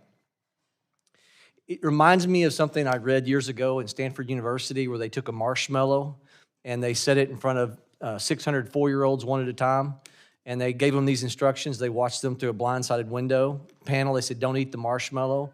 And out of 600, only 200 of the 4-year-olds were able to withstand the instant gratification desire to eat the marshmallow. So if the kid licked it, they're out. They didn't pass the test. If they nibbled on it and thought nobody's looking, they're out. Of the 200 who didn't give in to the instant gratification, they wanted to see where they were at 15 years later at Stanford University, 1965 study, and they found that those 200 young adults who at 4 years of age decided to obey the instructions, they were 200 points higher on their SAT scores. They wrote a book about it called Emotional Intelligence, because what was so outstanding to them was there was no correlation between those 200 among the 600 control group about their IQ. It had nothing to do with their IQ. It had to do with their ability to perceive a brighter future if they could restrain themselves in the moment. So how do you convince people to not eat the marshmallow of increased government spending? What we're talking about in this moment is simply just a restraint. We're talking about flat budgeting. The concept of, can everybody on both sides of the aisle agree, let's just hold steady through some of this and just have some flat budgeting. Now, I'd go farther, because I think in order to get to a balanced budget, we all know with $2 trillion annual deficits that we are at a place where waste, fraud, and abuse, I just am not convinced it was like it was when the guy I worked for 20 years ago, Tom Coburn, Jody Arrington, it was a time 10, 15 years ago where waste, fraud, and abuse could get us there. I think we're past that now. I think we have to get serious about amputation of some programs that we all know are wasteful. That's the truth. But what we're talking about at least gets us into actionable items that could reset this problem. So, $1 trillion total gross national debt in 1981. Every year we overspend. It took us 200 years as a nation to get to what we got to in 1981, total gross national debt. Every year we overspend that because we had a $2 trillion deficit. This thing is cascading on us. How do we convince the average person that hyperinflation is your future? You need to care more about what's going to happen to you and your industry? How do we get people to understand that is our future? I think it is hyperinflation. What you're experiencing now with rising costs, because as Tom McClintock eloquently always reminds us, when the government spends a dollar, you are going to pay for it, either through the tax that they're going to tax you for now or the hidden tax of inflation. The devaluation of the currency, you're paying for this. And don't be a marshmallow eater. Think long-term and how every time that we're not paying, all of us wanting to get government spending under control, it's costing you and your industry. I'll land the plane and give you a chance to answer it. But to the ag producer, 10 years ago, you're paying $2 for T-post. Now they're $4+, $60 for a roll of barbed wire. Now it's twice that. What happens in another 10 years if in that industry it's twice that again? How do we convince the average person to care about the spending? That is the biggest question. I do think that this discussion about affordability opens the door right now. We had huge inflation just a few years ago, and people are very aware of the pain that that can create. And I think there's a way to work that into the discussion going forward. I think trust is hard. Everybody's in their own ecosystem, but I think strange bedfellows and bipartisan agreement saying this fiscal situation is dangerous for us right now is critically important. So if people can come together and say this is a problem, we disagree on the solution, but this is a problem, maybe voters will believe more. I think that China probably doesn't eat the marshmallow. I do think that there is geopolitical risk and competitiveness about delaying gratification, and we've seen that with tensions around the world, being willing to do what you need to strengthen your country is critically important. So as these risks pop up, that may be effective too. Briefly, the American people get it. That's why they're so mad at Congress right now, because they get it, they want you to get it, they want you to do something about it, but Congress isn't. So until that changes, they're going to stay mad. The gentleman's time's expired. Now we will yield to the gentlelady from Vermont, Ms. Ballard. Thank you, Mr. Chair. Before I get into my remarks, I just have to say I walked in here and thought I was stepping back into the 1970s. The marshmallow test has been debunked over and over and over again. So I wish we would stop using it because it is more connected to socioeconomic status, cognitive ability, environmental factors. It is not about innate self-control, and it's not a predictor of later life achievement or outcomes. So can we please just put to bed the damn marshmallow test? That being said, Mr. Chair, it's surprising that we're holding a hearing on the ballooning deficit because it is my colleagues across the aisle who control the House, they control the Senate, they control the White House. They increased the deficit by trillions of dollars while at the same time gutting programs for food and healthcare. We all know that the deficit is unsustainable. We know that spending is outpacing our revenue. That is true. I do not think the answer is gutting programs like Medicare and Social Security. We have this mess because of choices that were made earlier in Trump's second term. While Americans can't afford health care or rent or now gas, we sit here today shaking our hands wondering, how did we get in this situation? How did this possibly happen? Your budget bill created so much of this problem. So let's get back into reality here. Mr. Bernstein, how much would it cost to extend the ACA tax credits for 1 year? I think about $27 billion. $27 billion. And I believe, if I'm not mistaken, the president is asking for a $200 billion supplemental for his illegal war in Iran. So you're telling me that we could extend this health care coverage for Americans for a mere $27 billion? Well, I should also add that according to Center for Strategic and International Studies, thus far the prosecution of the war has cost about that much, about 25, 27. That's exactly right, between $1 and $2 billion a day. So we sat in this committee last summer talking about how we couldn't possibly make sure that rural hospitals had money through Medicaid. We couldn't possibly find a way, as we careened towards the end of the year and millions of Americans were going to lose their health care, we couldn't possibly find that money to extend ACA tax credits for a year. And yet we seem to have an endless supply of money to wage war in the Middle East, something that Americans overwhelmingly do not want. Mr. Bernstein, let's talk also about the deficit. Am I correct that the so-called One Big Beautiful Bill Act increased the deficit by $5 trillion? I think that's actually close to the most recent estimates from Maya's group, which includes interest payments. The CBO put that expenditure at $3.4 billion. That does not include interest payments. And although I know that my colleagues disagree with our framing on this, would you say that most of the benefits of the Republicans' tax cuts, most of the revenues,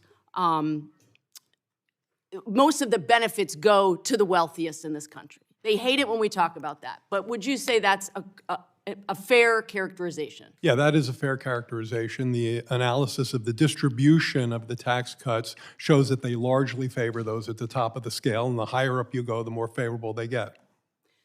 And would you say that the tax policies in the One Big Beautiful Bill also raises revenue to help decrease the deficit?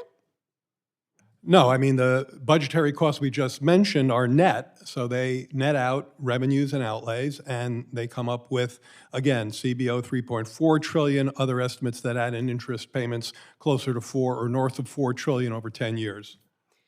So look, we are asking Americans right now to pay more in gas, to pay more in groceries. They can't afford housing. We're asking them to go without health insurance. We're asking them to turn the other way while we cut people off from food assistance. And people rely on things like Social Security and Medicare just to get by. And yet, somehow, we never look at the revenue side of things. And Americans are angry, and rightly so. And people at the wealthiest position in this country, people at the very top, are not paying their fair share. And yes, I'm angry. And I hate that we spend time in here talking about marshmallows. Thank you. I yield back. Gentlewoman yields. The gentleman from Georgia is recognized. Mr. Clyde. Thank you, Mr. Chairman, for holding this important hearing. First, let me correct the record of the ranking member's clearly false diatribe, filled with inaccuracies and a personal attack on our highly esteemed and highly capable and very hardworking OMB Director Russ Vought. Wait, would the gentleman yield? What was the attack? I'm just pointing out he hasn't No, testified. I will not yield. The One Big Beautiful Bill, the Working Families Tax Cut Act, was mischaracterized as forcing people off health care. Well, when you cloak illegal aliens as the people being removed, I think Americans approve, because we are protecting taxpayer funds, which should go to citizens and not illegal aliens. Now, as our national debt approaches $40 trillion, Washington is long overdue for fiscal discipline. This is no longer just irresponsible, it's dangerous, and it needs to end. To put this in perspective, this year, the federal government expects $5.6 trillion in revenue, but plans to spend $7.4 trillion, a $1.8 trillion deficit. More than $1 trillion will go to interest payments alone, funding no services or investments. No private business could operate this way, yet this is our fiscal path, our current fiscal path. And it would be much worse if we had not passed the One Big Beautiful Bill. This trajectory is unsustainable. Global markets will not finance U.S. deficits indefinitely. If confidence in our ability to repay erodes, we risk a sovereign debt crisis, with serious negative consequences for pensions, banks, and federal programs. That is why we need a clear fiscal benchmark to reassure bond markets. Treasury Secretary Scott Bessent, along with financial leaders like Ray Dalio and Warren Buffett, have supported limiting deficits to 3% of GDP to stabilize debt growth and restore credibility. While ultimately our country would benefit from a balanced budget amendment to the Constitution, which the House voted on last week, and every Democrat in this committee opposed, the 3% debt to GDP ratio would be a good start to achieving a balanced budget in the future. The American people elected President Trump to restore trust in government and rein in waste, fraud, and abuse. The recently enacted One Big Beautiful Bill, Working Family Tax Cuts Act, includes meaningful deficit reduction measures by rooting out waste, fraud, and abuse in mandatory spending programs, saving billions over the next decade. However, as we have seen with the Somali fraud scandal in Minnesota, there is still much more waste, fraud, and abuse that congressional Republicans need to repeal in the federal budget. that can help achieve the 3% debt-to-GDP ratio. Mr. Couchman, every Democrat on the Budget Committee and every Democrat except one in the Democrat caucus voted against a balanced budget amendment to the Constitution on the House floor last week. Given that states like my home state of Georgia are required to balance their budgets, what justification is there for Congress refusing to impose the same discipline on itself? Congress should have a balanced budget requirement. It is normal in countries around the world. Virtually every country in Europe has a balanced budget requirement. All of the states except for Vermont has a balanced budget requirement. Most are constitutional, some are statutory, some are both. And they've usually gotten them after a period of debt crisis, and that's been part of getting out of them. Hopefully, the federal government and Congress can have one before we get to the crisis. Thank you. I agree with that. Mr. Burks, what are the consequences of a sovereign debt crisis on federal programs, the financial markets, and hardworking families' bottom line? Certainly. Thank you for the question. Obviously, if we are in a debt crisis and unable to finance additional spending, we will have immediate and painful benefit cuts for programs that we all recognize are valuable, whether that be Social Security or Medicare, and we're on track for those trust funds to be exhausted in the near term. And so Congress is going to have to take action in order to ensure that there's not a debt crisis and that there are not unwanted cuts to those programs. Thank you. Ms. McGinness, can you describe how the One Big Beautiful Bill Act slowed the growth in Medicaid spending due to efforts to root out waste, fraud, and abuse? And what additional measures of waste, fraud, and abuse can Congress focus on in another reconciliation package, which I am a great proponent of, that will continue to slow the growth of federal spending and bend it towards our 3% debt-to-GDP ratio goal? Sure. So the savings that were in the One Big Beautiful Bill on the Medicaid side were important because there were a lot of efforts to change the way there were abuses to the system through provider taxes, people who shouldn't have been collecting benefits. These were sensible changes overall that Medicaid's still growing, is going to be growing faster than the economy, faster than inflation. But they needed to happen. This was a gimmick. One of the main areas of savings was a gimmick where states were able to levy taxes on the providers of health care, reap some of those benefits, and then have a bigger match from the federal government. This is a kind of change that didn't actually affect the program. However, overall, the One Big Beautiful Bill added to deficits quite significantly. And I really want to focus on waste, fraud, and abuse without ignoring the fact that we can't make changes without looking at the bigger parts of the budget. There are overpayments, there are inefficiencies, there are abuses of the system, but we're first going to have to look at where some of the biggest inefficiencies are, which I think DOGE didn't successfully do. We need to look in the healthcare arena, the defense procurement arena. We need to go after where those dollars are. And even then, I want to be really clear, we will not fix this problem unless we look at the revenues and the spending portion of the budget. There's no free lunch here to be had. Our government should be as efficient as possible, but we can't pretend we can do it all with waste, fraud, and abuse. Well, thank you for that. Now yield back.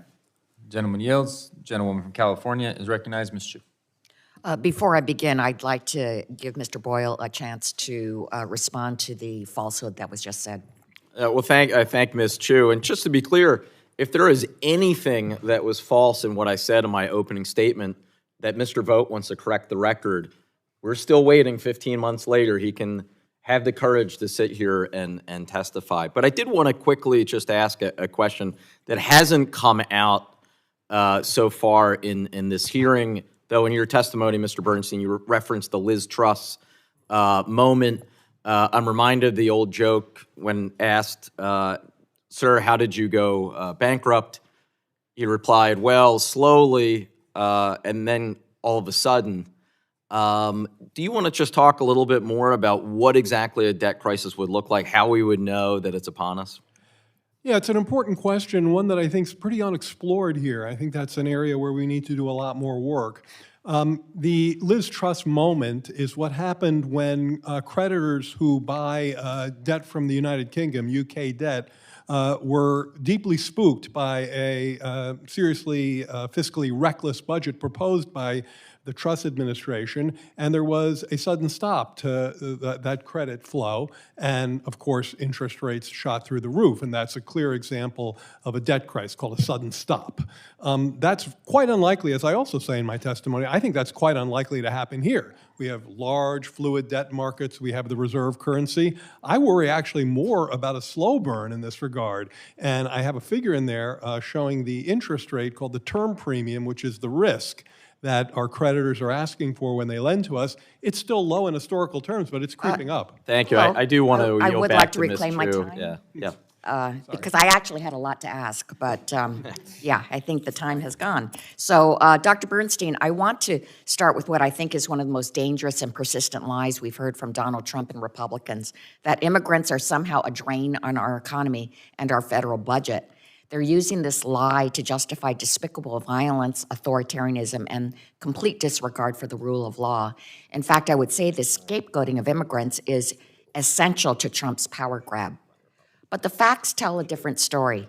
Over the past 3 decades, immigrants, both documented and undocumented, have contributed trillions more in taxes than they've received in benefits. And in fact, economists have found that without their contributions, our national debt would be dramatically higher, potentially approaching double its current share of GDP.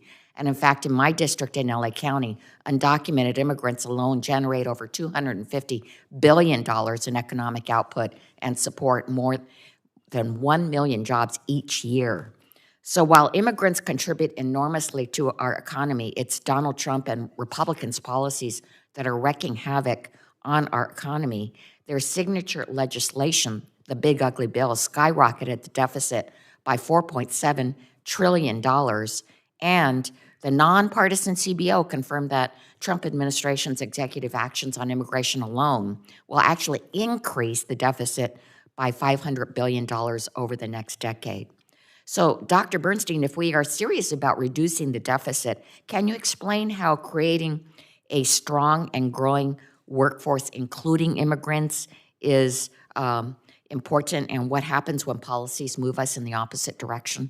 I think that's actually pretty easy to explain when you consider the fact that income taxes account for about 50% of our revenue to the Treasury, and payroll taxes add about another 35%. Well, what do immigrants do when they're in the workforce? They contribute income and especially payroll taxes. So the numbers that you cited, which are precisely accurate from the CBO, are simply underscoring the point that especially since immigrants tend to be younger than the age of the workforce, they tend to work, and they contribute through both of those channels, income and payroll taxes.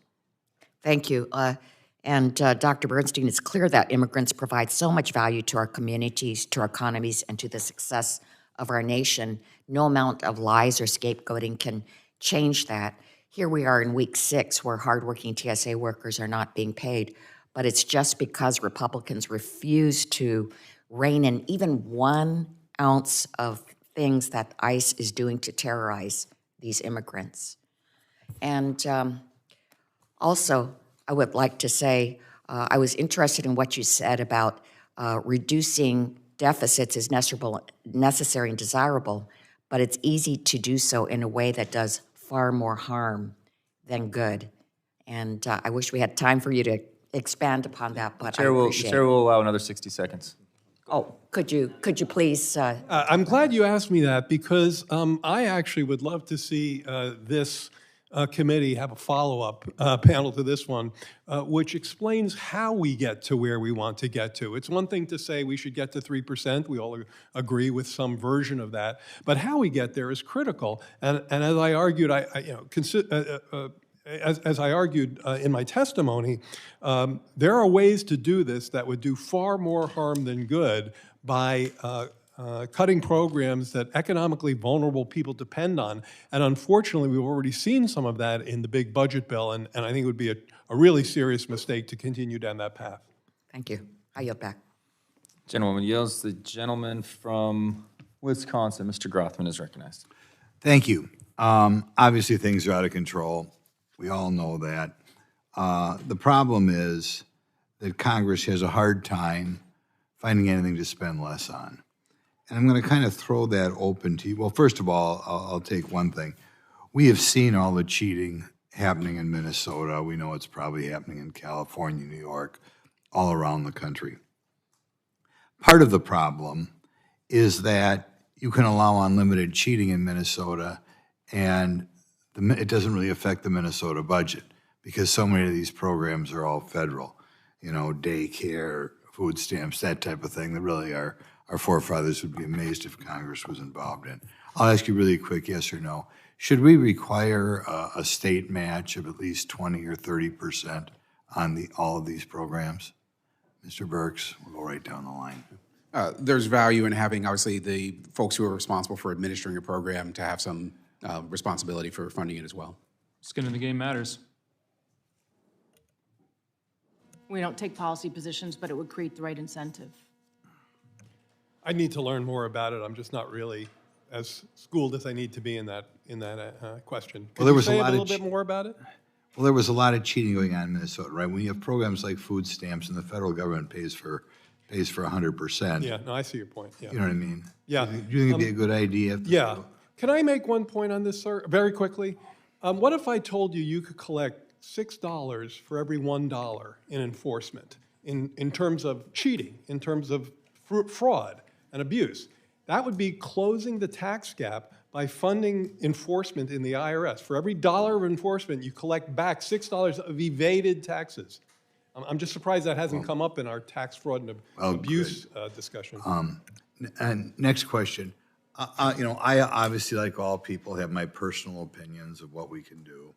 And still kind of, people talk about lessening the deficit in the abstract, but not in the particular.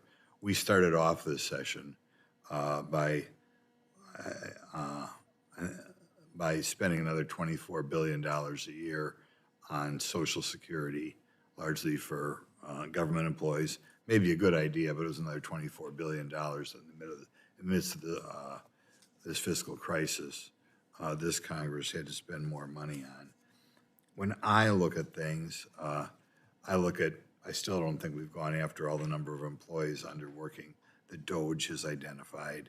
I don't think that we're doing a good job on the Department of Defense as far as we keep building stuff that in a modern war is going to be obsolete, but it doesn't seem to phase our Armed Services Committee.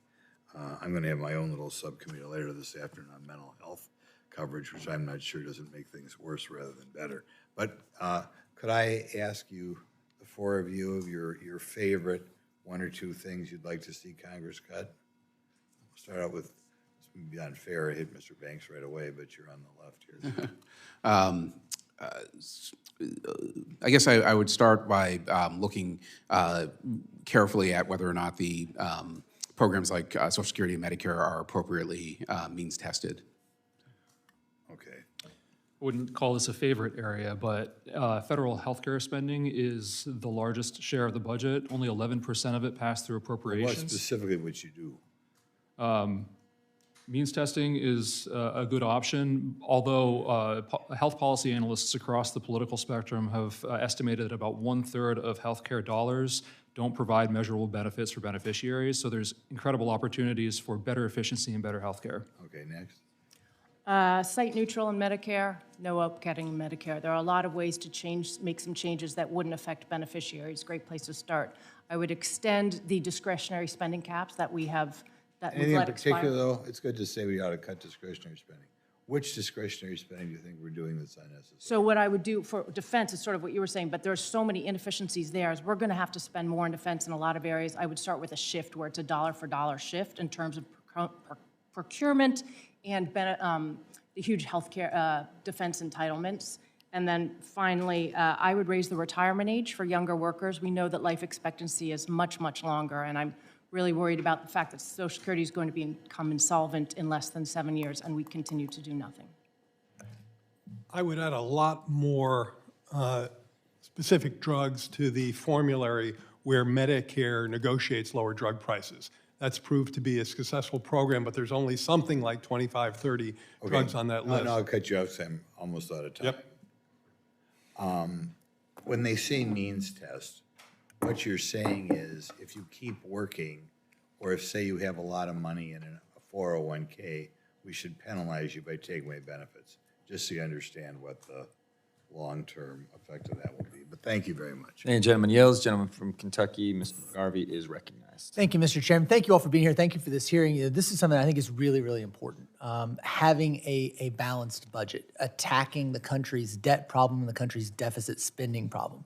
But I came to Congress after spending 10 years in the state legislature in the state of Kentucky, so I think it's a little bit amusing today that we are sitting here talking about, oh my goodness, how do we balance a budget? When most states in the country right now are balancing their budgets in state legislatures.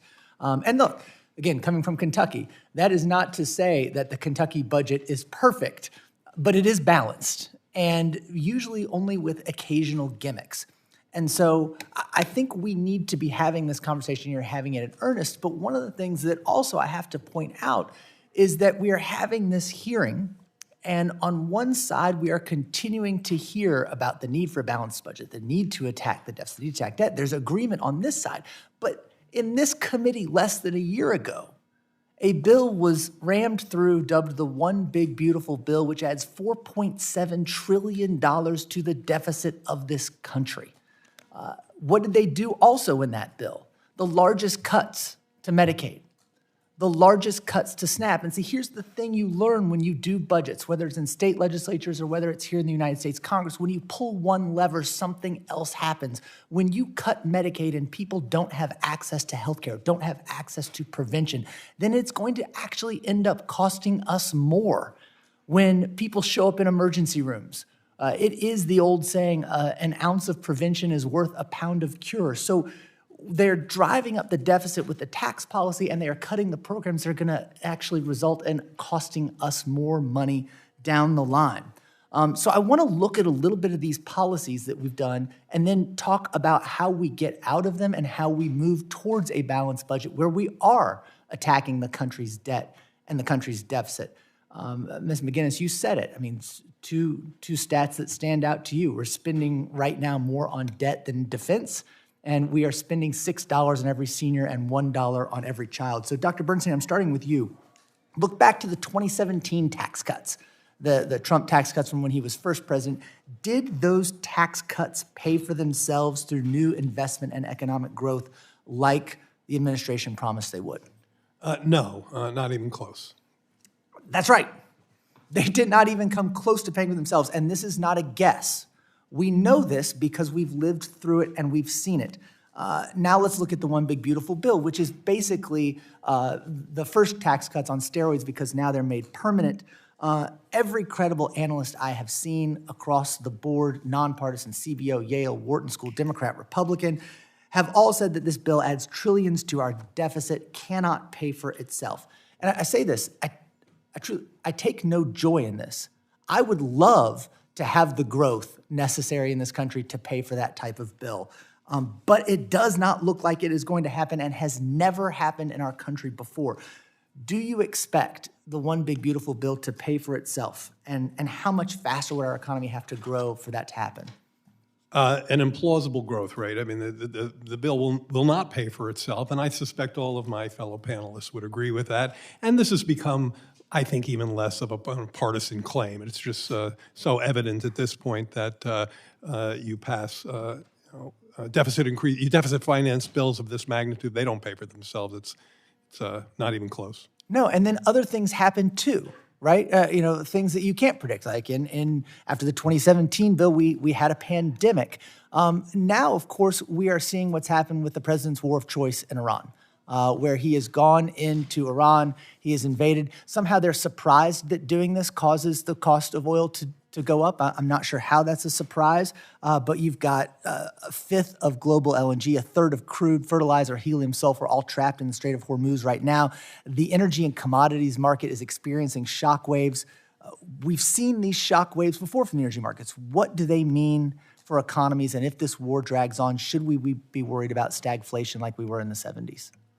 Yeah, I think the answer is yes, and I think we've already seen some evidence of a potentially creeping stagflation. Let me give you one calculation we did last week that I think you'll find instructive.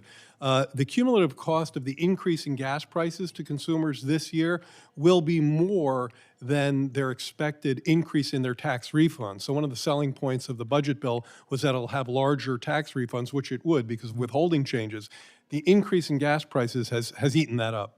Thank you. And in my remaining time, Mr. Chairman, I'm just going to say very quickly, they have added $4.7 trillion to the deficit. They have started a war. They've already asked for $200 billion additional in spending money for that war, and they claim to be going after the debt and the deficit. That is not how you do it. Thank you, Mr. Chairman. I yield back. Okay, the chair just wants to clarify that the CBO used a 1.8% growth rate to make any type of deficit predictions on the One Big Beautiful Bill. So we now have data that shows there's stronger growth than that. So we can't continue to say all these numbers that are based on an assumption that has now not been true. Now, if we have growth rate less than 1% going for the next little while, like we got to talk about that, right? But let's just make it very clear that's what the assumption was. CBO has confirmed numerous times to me personally, but many in this room, and they'll talk to anybody here, they have to make an assumption. They made an assumption, then they have to put those numbers out there. That doesn't necessarily mean that's reality. And I will now yield to the gentleman from North Carolina, Mr. McDowell. Well, thank you, Mr. Chairman. And I just, someone earlier said something about there's not a lot of young people up here. I would disagree with that. But I do want to speak directly to the young people that are here, because it is important that we take a posture of fiscal responsibility, because our parents' generation ruined it. And so I feel, it's very ironic that one of my colleagues, who's part of the generation that spent so recklessly, would lecture us on what it means to be fiscally responsible. I find that just incredible that he would say that. But I do want to, there was a lot said here, but I want to point out that when the other side of the aisle starts talking about math surrounding criminal illegal aliens that are here and what they pay and what they don't pay, that doesn't really matter, because the reality is the buckets that they are taking from are a pie. You cannot insert more pieces of a pie into a pie and think you're going to have the same size piece for everyone. And so it's got nothing to do with the math. It has everything to do with the fact that they are taking from American citizens that actually need the services that they need. And so that's the whole point that we're trying to make here. Mr. Couchman, from your testimony, what would you say is the single biggest effect that a budget default has on individuals and on business owners? For individuals and business owners, part of it is a potential shutdown of the credit system, higher interest rates, higher inflation, potentially hyperinflation. But it's beyond that. We could have security crises. We have more than 200,000 American troops throughout the world right now, and we could pull many of them home to save a buck, and you could have a discussion about grand strategy, but doing it suddenly could present some really serious challenges. And I was at a bipartisan expert discussion yesterday, and Chatham House rules, so I can't say who, but one of them talked about how presidential systems are more prone to failure than parliamentary systems. We have a presidential system, of course, and I would be very concerned about the potential, if we were to get into a debt crisis, of eroding some of the democratic norms that we embrace. Ms. McGinness, on the international stage, we've seen the 3% deficit to GDP goal widely accepted. What countries have successfully implemented this model? So as we saw in the European Union, it was their target, and it worked for a while, and then it didn't work, which is kind of the story of almost every budget aspiration that there is, which is Congress puts in place rules, it limits its behavior until they figure out how to get around it. The only way these rules work is if you all want to stick to them. So they're really there to help people do what they want to do, but they won't force behaviors. Mr. Couchman, I guess back to you. The question is, given how much larger our economy is compared to countries in Europe, is the 3% what we should be striving for to achieve? Is it sustainable? It would be sustainable as long as we continue, as long as we were to offset emergency costs. If we just add them to the credit card, then it's a different story. The resolution that is the subject of the hearing today talks about going to a 3% deficit to GDP target first, and then on towards full balance, which is ideally the thing to do. So 12 of my colleagues, my Democrat colleagues on this committee, were here when they last had the majority in 2022, and they passed the so-called Inflation Reduction Act, which I think is just mystifying to me that they would title it that. It's like a better example of what you should name that bill would be if there were a bill that raised the deficit by $1 trillion and we decided to name it the Lowering the Deficit Act. Because this may have been the single most damaging piece of legislation with a 10-year cost of an estimated $1 trillion for green new scams. And so in your opinion, yes or no, did the IRA ease inflation on rural communities? It did not. Did it ease inflation on the working class? It did not. And did it ease inflation on families that were trying to get a leg up? No, sir. Did it raise inflation on working families across the country? Not necessarily, because inflation is a compound of fiscal policy and what the Federal Reserve does along with that. So I got to close here, but I want all of my constituents to grasp the severity of the national debt and where it could actually lead us, so that they know exactly which members of Congress in this committee took a stand to reduce spending, and which of my colleagues wrote trillion-dollar checks that our nation cannot cash. With that, Mr. Chairman, I'll yield back. Gentleman yields. The gentlewoman from Ohio, Ms. Capter, is recognized for 5 minutes. Thank you, Mr. Chairman. I'd like to begin first with thanking the witnesses for being here today, but I have a homework assignment for you, and my first question is whether you will be willing to do it on one page, each of you, and you don't have to answer the question yet. But I'm going to ask each of you if you can provide on one page an autopsy on the current national debt, and ask each of you what past spending comprises the debt that we inherit. That is nearly $40 trillion at this point, according to the debt clock on Wall Street. Okay, so I have an answer to that, but I'm going to give it publicly. But I just want to say, from the way I look at the current budgets and the status quo in our country, if you earn less than $15,000 a year, you're going to experience about a $1,500 tax increase and spending increase because of inflation, and life becomes more difficult for you. If you earn over $1 million in our country, you're going to get about a $13,000 boost in the way that the tax laws work. So I'm looking at distribution across our country and watching the people in the district that I live in and what they're facing in higher prices and so forth. So every penny matters. Now, in terms of where the debt comes from, let's go back and look at history. Okay, and the way I look at it, about 40%, and this is where I want you to correct me if I'm wrong. I'm going to let you go home, think about it, and I don't know what the deadline is, Mr. Chairman, for submission to the record, but about 40% of it is due to the tax cuts that came during the Reagan, Bush 1 and 2, and Trump administrations. It amounts to about 40% of the total debt, about $15.4 trillion. I want you to prove me right or wrong on that. If we go back and look at wars, which is another category of major debt, the Afghan and Iraqi wars cost us $8 trillion or more when you add the interest to the debt. So that's about 20% of the total debt accumulation. Now, currently, President Trump has said his undeclared war, he never came to Congress, he never asked for money. He's already said he wants $200 billion more. I estimate he's spent at this point, I'm on the Defense Committee, close to $40 billion, and he says he wants $200 billion more. All right?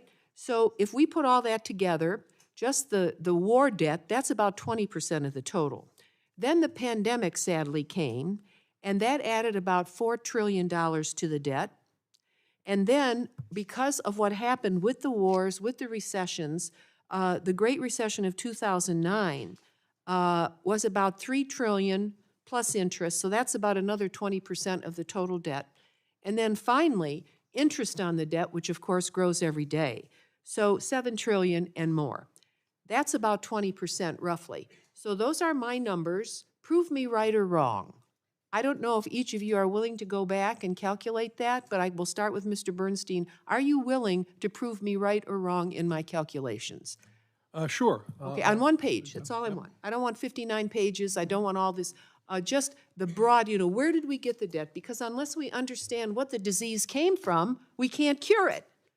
And what about, I'm sorry, I have to have the proper name here, Miss McGinness? Yeah, sure. Are you willing to do that? Of course. Wonderful. Okay, now who's next? Mr. Couchman? Thank you. Many people have already done this. My comparative advantage is focusing on how to fix the system so you can make better decisions going forward. Yes. All right, and Mr. Burks?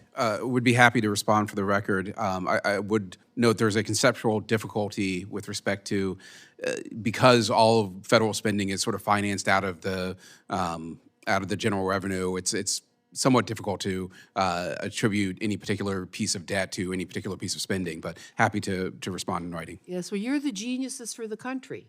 So we have to figure this out, and we have to go forward in a much more, the only president in my service in Congress that submitted a balanced budget to Congress was President Bill Clinton. And I thought when we moved into the new century and new millennium, I thought, now we're really going to get this done. And then war broke loose again. Yes, Mr. Bernstein, you had a comment? Yeah, in a recent piece by Bobby Kogan and myself that we wrote for the Center for American Progress, we pointed out that if the Clinton tax structure was still in place today, even with all the spending that occurred, we would be on a sustainable budget path. Wow. Yes, Ms. McGinness. Just to add also, but it's on both sides of the budget, that if the spending levels were still in place that we had before, our debt would actually be paid off. Wow. Okay. Anyone else wish to comment? This is the kind of helpful exchange. The situation is so serious, and every American wants to help. But I think in order to relieve this debt is going to take real commitment and bipartisan cooperation. We have to get to that point for the country. I haven't seen it. I've tried. I served on the Budget Committee before. I'm serving now. I don't have to do this. I have other committees I have to worry about. But one of my other concerns is who owns the debt. And I'm also going to ask you, on the back of that page, in less than half a page, talk to us about the increasing ownership of our debt by foreign interests and the amount of interest that we have to pay on that, and the strategic challenges that subjects this country to. Can any of you attempt that? Yeah, but now it's 2 pages. Well, page and a half. Page in the same page, just go on the back. Thank you very much. Mr. Chair, is my time expired? Yeah, exactly. Mr. Chair, is my time expired? Yes, your time has expired. Thank you. Thank you. I'll yield a few minutes for myself, and we'll get back on this. So much to cover here. I really appreciate the expert witnesses here to talk about. Ms. McGinness, you and I get a chance to connect on numerous elements. We've talked about this, and you've actually talked ad nauseum about the 3% deficit, so I'm not going to bother you with entertain you another question on that. I think we've established. There was one point that's made. Mr. Bernstein mentioned, I'd love a follow-up to see how we're going to get there. So that's exactly the point, and I don't want to speak for the actual chair. I'm just the pretend chair for a moment. But that's the whole point, is we want to set a North Star. And Congress is going to go through the next decade. The Congress is going to go through whatever we go through as political seasons change and this and that. We want to set a North Star so we can find a way to get there. And so I appreciate that commentary. There is one quick point that I want to make, though, and it comes from a very sincere place, is that if you look at what took place from pre-2017 to post-2017 with FDII, let's get down into the weeds, foreign-derived intangible income. Before 2017, there was an enormous amount of inversion going on. Companies were sending their revenue to tax domiciles overseas because there was a 13% rate in Ireland. So what did the U.S. do? We made our tax rate on FDII comparative. We made it competitive with other OECD countries. And what took place then? Companies repatriated their money. So post-2017, we got more revenue from corporations saying, hey, if there's a comparative tax rate, I'm going to take that and I want to put it in the U.S. every day of the week. But if there's a 3 or 4% difference, I might just establish this in Ireland. So we get more revenue when we have a lower tax rate. People aren't putting it in foreign tax domiciles. So we have to be willing to accept that. And I don't see enough from my Democrat colleagues on an understanding of that. Maybe more privately they are, but then it's always this blast of everything's causing deficits. It's not. We're raising revenues actually when we make taxes competitive. And that's an important part to make, and I'm very passionate about it. As you can tell, it's important to recognize. But the single biggest reason we are in the debt situation that we are, Mr. Couchman, is because for the last 50 years, the makeup of our spending has flipped. In 1965, over 70% of our budget was discretionary. We voted on it every year. That portion of the budget, that 70% of the budget, has not grown wildly out of control. It's grown at less than 3% over the course of those 50 years. Why? Because we vote on it every year. What's grown was in 1965, just that quarter of the budget, a few mandatory programs, has now grown to extremely high portion of the budget. It now constitutes over 77%. And within the next few years, 80% of our budget will not be voted on by Congress unless we make one change. And would you like to explain a little bit more about the Comprehensive Congressional Budget Act? Absolutely. And the spending side is exactly as you described, and then the revenue side is entirely outside of the annual process as well. And you're absolutely right to point out that we need to be competitive internationally. We need to continually improve ourselves. We're going to fall behind, but we don't do that except in leaps and bursts every 8 or 10 years. We should be doing it every single year. And the comprehensive congressional budget is an incredible piece of legislation that you have offered that would give every committee the opportunity to manage the programs it has jurisdiction over, much like the appropriators already do. And by the way, that would help the appropriations bills succeed on time every year because so many other people would have skin in the game, would have a stake in the success of the annual process. That's a great point that I don't think it's shared enough. All of the attention comes on the appropriations budget, and it's a dwindling portion of the overall.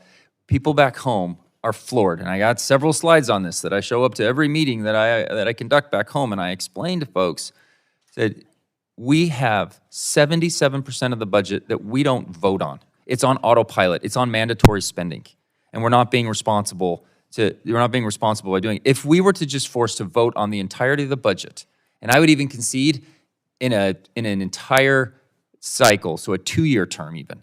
It doesn't even have to be every year. I would prefer it to be every year. But if we voted on all items of the budget, we could keep it from growing in all those specific areas from growing 12, 15%. And in that case, we wouldn't need a Fiscal Commission Act to get our one moment, since 1984 was the last time we made any changes to the largest spending items that we have, we wouldn't need that opportunity to do a Fiscal Commission Act. I'm very supportive of a Fiscal Commission Act. I think it's probably the only catalyst that will get us to get some of this under control. But this would give us an opportunity to regularly reform. You mentioned we should consider the age. For someone under 30, they shouldn't expect to be able to get Social Security and Medicare at the same exact age that my dad gets it. But guess what? We don't ever vote on it.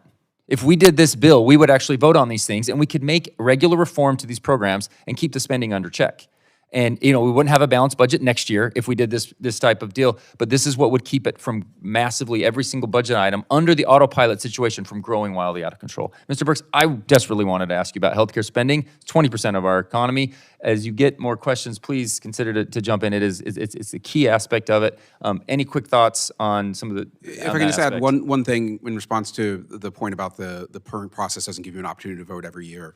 Obviously, the budget resolution is an imperfect vehicle.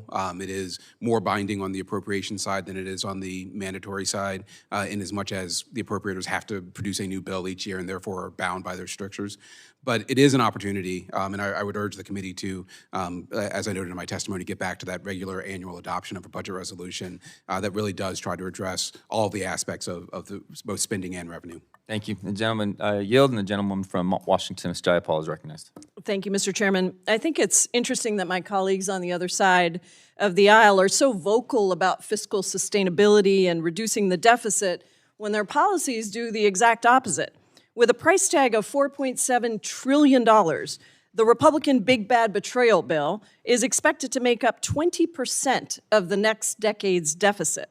And instead of addressing the rising cost of living, their Big Bad Betrayal Bill cut $1.8 trillion from Medicaid, SNAP, student loan programs, and other health programs, all to pay for tax cuts for the wealthiest Americans. Meanwhile, the affordability crisis across the country is only getting worse. The average price of gas has risen by nearly $1 per gallon in the last month, and we've all seen how expensive groceries are at the store. But instead of focusing on lowering costs, Trump is now demanding $200 billion from Congress for an unconstitutional, unauthorized, illegal war in Iran, on top of the billions of taxpayer dollars that have already been spent on the war. Dr. Bernstein, thank you for being here and welcome back. Republicans are now talking about a second big bad betrayal bill that could fund their illegal war in Iran and lawless ICE and CBP agents. Can you elaborate on how Republicans paid for the $4.7 trillion in tax breaks for the wealthiest individuals and corporations? And do you expect do you have expectations on how they'll pay for this second bill that they're proposing? So the numbers you're citing are the deficit increases that are scored on this bill. So they look at the revenues and the outlays, and so that's deficit finance. That's financed by borrowing. And certainly the follow-up would also be financed by more borrowing. And when you look at how we reduce the deficit, what I hear from my colleagues on the other side is it's always by cutting the very things that Americans depend on for their lives and livelihoods, like healthcare, Social Security. But there is another way, right? There are two sides of a deficit. And I want to ask you about the revenue side of things. What did taxes on the wealthiest used to be in this country? Well, marginal rates were a lot higher than they are now, and there was a period when they were 90% going back to Ronald Reagan, and they were cut. Corporate rates were 35%. Now they're 21, and those disproportionately fall on capital income. So that's another example. So the rates, both marginal and effective, have been very significantly lowered. By which? Well, if you're talking marginal rates, by 60 percentage points. Right. And the Biden administration tried to make the wealthy pay their fair share. You were part of that administration. Can you talk a little bit about what you did at that time? Yeah, I mean, we proposed a budget that had $3 trillion of deficit reduction. Part of that was, by the way, spending cuts. We had hundreds of billions in spending cuts, including lower drug prices, lower tax subsidies for oil and gas, lower tax subsidies for some real estate loopholes, and hundreds of billions. The other side talked a lot about waste, fraud, and abuse, which of course we all want to stamp out, but closing the tax gap by allowing the IRS to enforce the law, and that's blocking tax evasion. And then we had significant tax increases at the very top of the scale, no increases under $400,000 of adjusted gross income, including a tax that applied to unrealized gains over $100 million. Most of those things have been rolled back, unfortunately, but we can do this again. Yesterday, Ranking Member Boyle, Senator Warren, and I reintroduced our Ultramillionaire Tax Act, which simply asks households with a net worth of over $50 million to pay 2 cents on every dollar over $50 million and 3 cents on every dollar over $1 billion in wealth. This would bring in approximately $6.2 trillion in revenue over 10 years without raising taxes on 99.85% of American households. Can you walk us through the impact that a tax on the wealthiest households, like the one that we're proposing, there are other proposals as well, would have on the deficit? Well, if you're talking about numbers in the $6 trillion, that sounds like it would very much help us get back onto the more sustainable path that we've been talking about throughout the hearing. Much, probably not unlike the target that we've been talking about today. So that's, when you think about the $4.7 trillion tax cut, deficit-financed tax cut from the big budget bill, obviously now you're talking about clawing more than that back.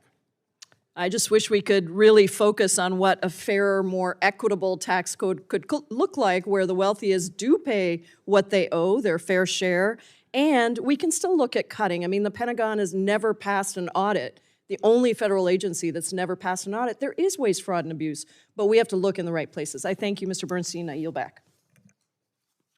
Thank you to Representative Jayapal. Now I would like to recognize Mr. Roy for 5 minutes. Thank you, Chairman. I thank Chairman Arrington for holding this hearing. I thank the witnesses. There's a lot we could get into. I don't want to repeat what a number of my colleagues have already said. I do want to pick up, I think, on what my friend from California, Mr. McClintock, noted and just make sure that there's agreement here across the board. We talk about 10-year budget windows. We talk about these numbers. And at the end of the day, each Congress, every time we come in, we end up assuming things in the out years, and they never materialize to the benefit of taxpayers, or to the benefit of a budget that's responsible. The reason I bring that up is what matters to me is what we do this year. And can I pose a question that's going to be fairly obvious, but I think it matters a lot.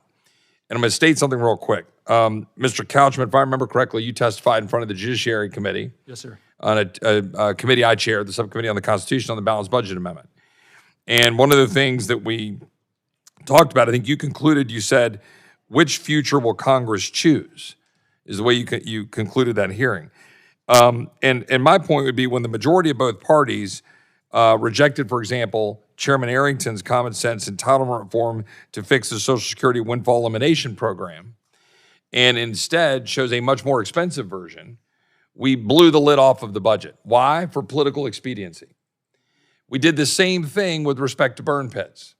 Rather than adopting a responsible approach to figure out how to manage a terrible crisis for veterans that were suffering from the consequences of what they had to deal with in serving our country, we adopted a basically $600 billion new entitlement, if my numbers are correct from memory. It was a massive new entitlement. My point is just this, for every witness, Republican invited or Democrat. Debates aside about the tax policies and whether we should have lower or higher marginal rates and what that does for income and economic growth, a robust debate worth having.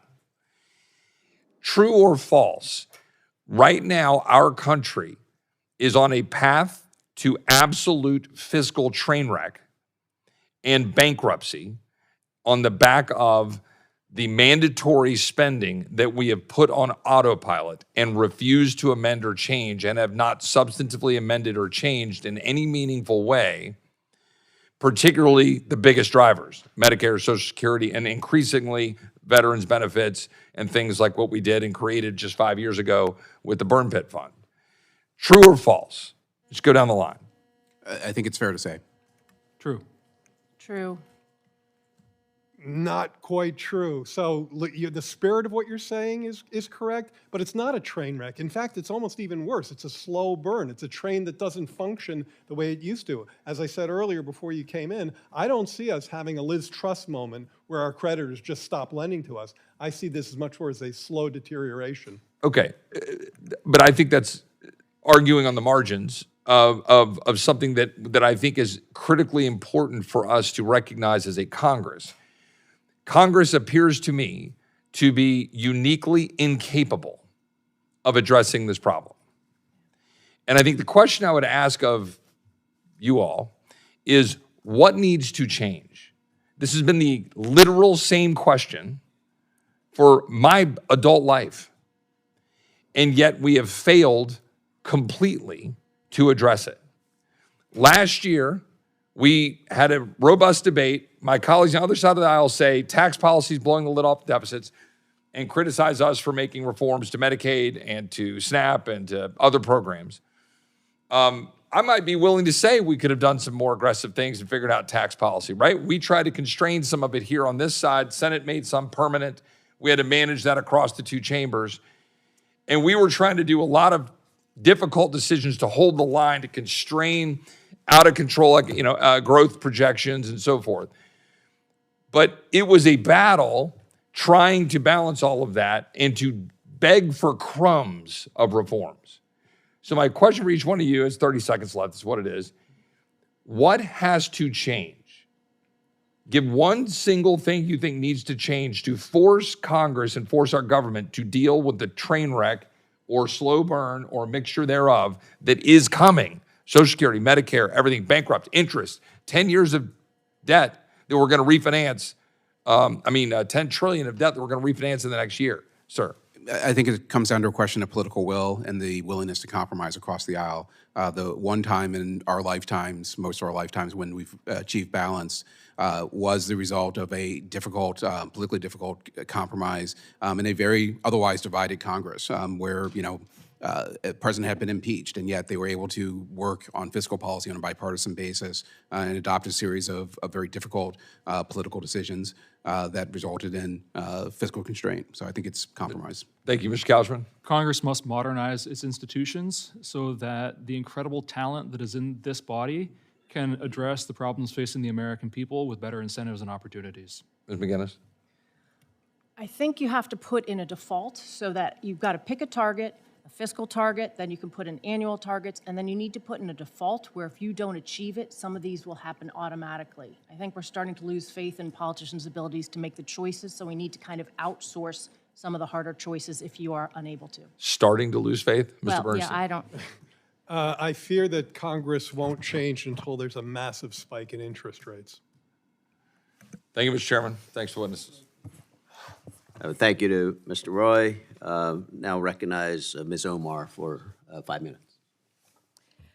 Thank you. I understand that the goal of this hearing is to find ways to stabilize the debt. But fiscal responsibility means nothing if it only applies to children, to workers, to poor families, but never to war and tax cuts for the wealthy and the well-connected. Republicans are talking about hard fiscal choices that our country must make while the Trump administration wages war of choice, burning through billions of dollars every single day, and now is asking Congress for more billions. Let's be honest with the American people. When it comes to war, there's always money. There's always money for weapons. There's always money for military contractors. But when children need food, when families need health care, or when a veteran comes home needing support suddenly, we are told there is not enough. We are told that we do not have enough resources to invest in better schools with more teachers or safer communities or more housing. This is a conservative estimate, but so far we've spent over $40 billion and counting that we have spent on the war in Iran.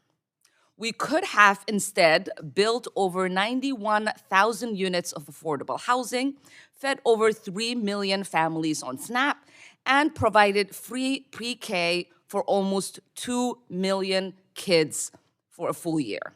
Instead, Republicans seem prepared to pay more for military spending, rewarding warmongering and reckless administration for starting conflicts across the globe.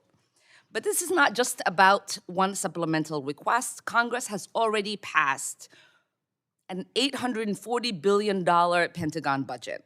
Republicans then added another $156 billion through reconciliation. Now, Hexat's Pentagon wants over $200 billion on top of that supplement. And Trump himself wants the Department of so-called war's budget to increase by $600 billion this year. We are racing towards an almost $2 trillion military budget if you count for the emergency spending, because emergency spending is never temporary for the Pentagon. The audacity to tell the American families to accept austerity as we race towards record-breaking military spending is outrageous and insulting. And many of the same people demanding deficit reduction refuse to apply that standard to the military. Pentagon spending has to be on the table, especially for a Pentagon that has failed audits after audit every single year, billions of dollars unaccounted for. Working families are tired of being told their government can afford to bomb another country, but cannot afford to feed its children. I am tired too. I've lived through war. I know it is not a game. It is never one-time cost. It cannot be reduced to a soundbite by politicians who have no regard for the cost of human life when it comes to warfare. War is not paid for a dollar alone. It is paid in the lives of young Americans who we sent to fight this war. It is paid for by the women and children that are killed in their homes or in their schools. It is paid for in displacement, in trauma, in generations of people who will never recover. So if we are going to talk about hard choices, let's talk about the hardest one, which is this institution's addiction to endless wars, and it is refusal to subject the Pentagon to the same scrutiny it demands of everything else. I have one question for the panel. Maybe we can go down the list. Do you all think it is time to put the Pentagon spending on the table if we are thinking about stabilizing debt in this country? Yes. I don't think we should make national security decisions based on the budget, but I think we should recognize the budget. I think the Defense Department should absolutely be on the table. I think there's savings to be had, and if we spend more, I think we need to offset those costs. Defense is part of the budget. It should be in the budget, and then you all should decide how to proceed. Thank you. As noted, obviously, we don't want to make national security decisions based on the budget, but it is an element of spending, and all parts of spending and revenue should be part of the conversation and part of the budgeting process.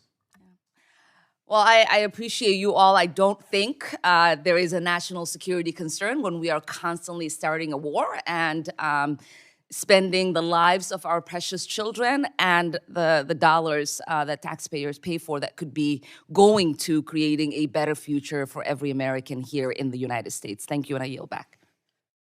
Thank you to Representative Omar. Now I'd like to recognize Mr. Huizenga, who is waved on, not a member of Budget Committee, but very glad he's here. He's been an absolute leader in these fiscal issues, the prime sponsor of one of the bills that the bill that we're talking about here, one of the prime sponsors of the bill we're talking about here, as well as an advocate for the Fiscal Commission. So we appreciate you being here. I'll recognize you for 5 minutes. Well, I appreciate my friend from Pennsylvania and Chairman Arrington allowing me to join today. This is near and dear to my heart, and it's good to see many of you again. I know it's also near and dear to your hearts as we go through this. I'll just note, and I know she left, our colleague from Minnesota was talking about defense spending. And the argument was domestic spending is getting squeezed out by defense spending. Well, defense spending is getting squeezed out. It's true. Domestic spending is getting squeezed out. That is also true. But what is squeezing that spending out is not one or the other. It's interest on the debt. And interest on the debt is now larger than our defense spending, and it's larger than our domestic spending. So when we have this discussion, we have to understand that this is not an either or. This is all of the system that we deal with, and by the way, we vote on a fairly small portion of all of our federal spending, is getting squeezed out because of past decisions and the interest that we have on that. And I know Mr. Arrington in particular, when he started the what's now become the Bipartisan Fiscal Forum, we were called ourselves the 30 by 30 at the time. It was 30 Republicans, 30 Democrats, and we couldn't come up with anything more creative. We weren't that any more creative than 30 by 30. But there is it's been great to see a number of folks that have come together. The resolution, HRES 981, calling for this 3% is something that my name may be on it, as is Scott Peters, but we have our entire BFF steering committee on it and others, and appreciate the witnesses here today. And I'll just note that today in the Hill, an op-ed written by myself and Mr. Peters has been published regarding this. So, Ms. McGinness, I want to start with you. You noted the wide public-private sector policy consensus on this 3%. Seems right, left, and center have kind of come to some of these conclusions that we need to deal with this. How can Congress use this topic to reconfigure the debate around debt crisis?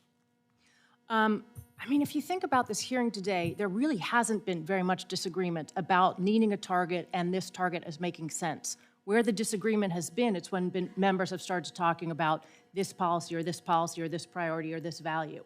And that's the discussion we should have. Hopefully we can even tone it down and acknowledge that it's okay to have different opinions in all of these things.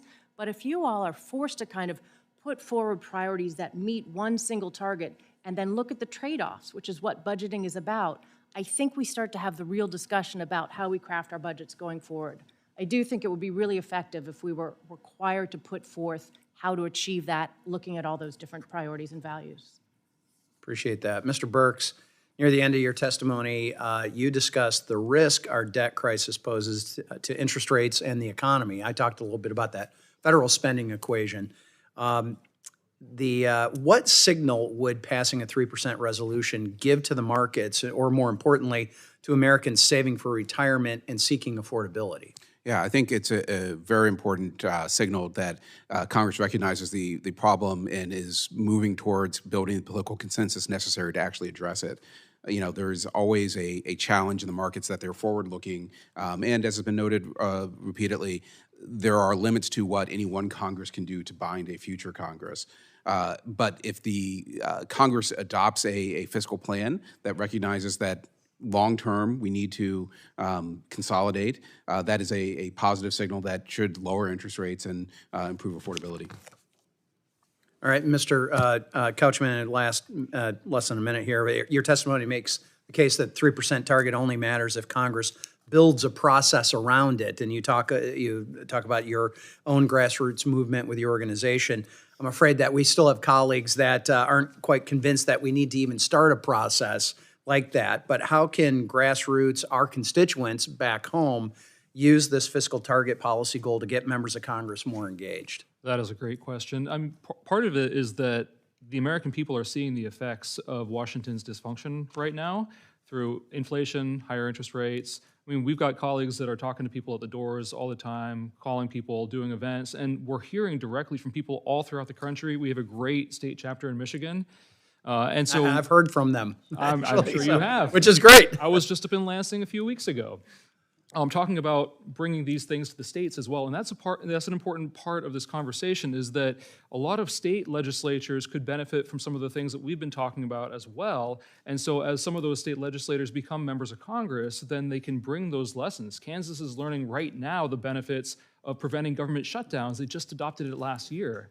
And so we're spreading the news all throughout the country about better ways of doing these things and making legislators more effective. And yeah, it's a grassroots movement, and it's a real pleasure and honor to be part of. And I know I'm eating into the generosity of the chairman here as a guest to the committee, but I was one of those state legislators that had to live under a constitutional requirement for a state balanced budget every year. And there is nothing harder than a reverse appropriation vote to take, because you've overshot and then you now have to reel it back in.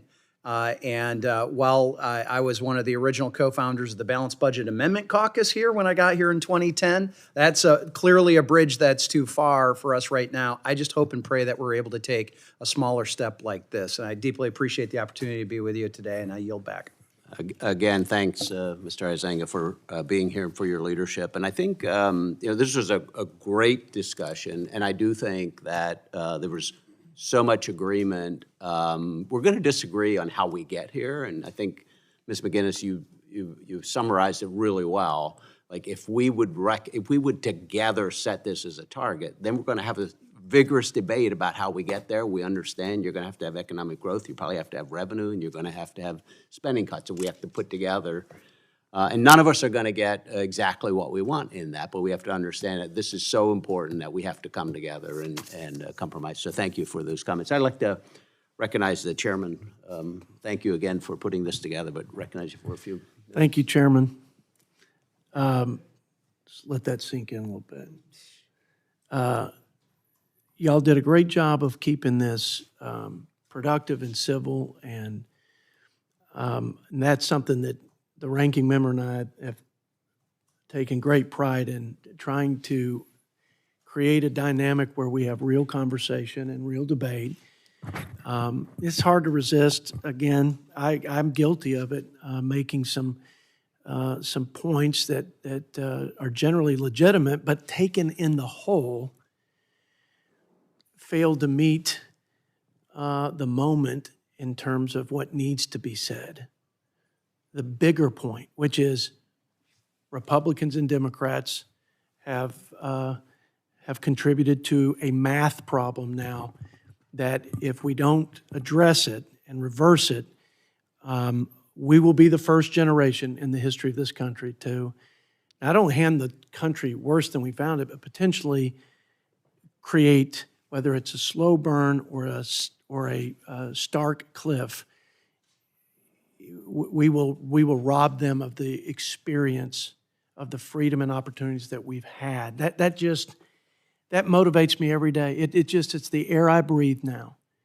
And it's really what's motivated me, that and just learning more about why it's breaking down and where the dysfunctions are. But it's what's motivated me to say, I don't care who's offended in this conversation. This is not a partisan issue for me. I have philosophical differences with my colleagues, my Democrat colleagues, on what's driving this and where I would put the preponderance of my effort in reforms on spending. But man, Dr. Bernstein, I have heard Republicans say it's a spending problem, stupid, like you heard today. And then when we had all-Republican opportunity and an all-Republican exercise called reconciliation that none of us knew about before we got here, but we have this opportunity to unlock every spending cut and every entitlement reform that our little hearts desire, and guess what? We weren't able to do enough to meet the moment either. Democrats say we're going to create spending programs, entitlement programs, social services programs, but we'll pay for it with raising taxes, but they never raise taxes enough. And we say we're going to cut the taxes, but don't worry, because we're spending hawks, we're going to offset with spend. It just doesn't happen. Like at some point, I think we all should just take not a pledge to cut this or cut that, but a pledge of being honest with ourselves and with the American people. Then let's pick that target.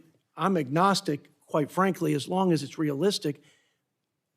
And when we pick a target that gives us progress, then we can hold each other accountable. And I would say, even if the Democrats were in total control, if they were to advance the plan that they were elected to advance by the voters, and they were doing that in a way that continued to put us on that glide slope, then I would at least give credit that they did it responsibly.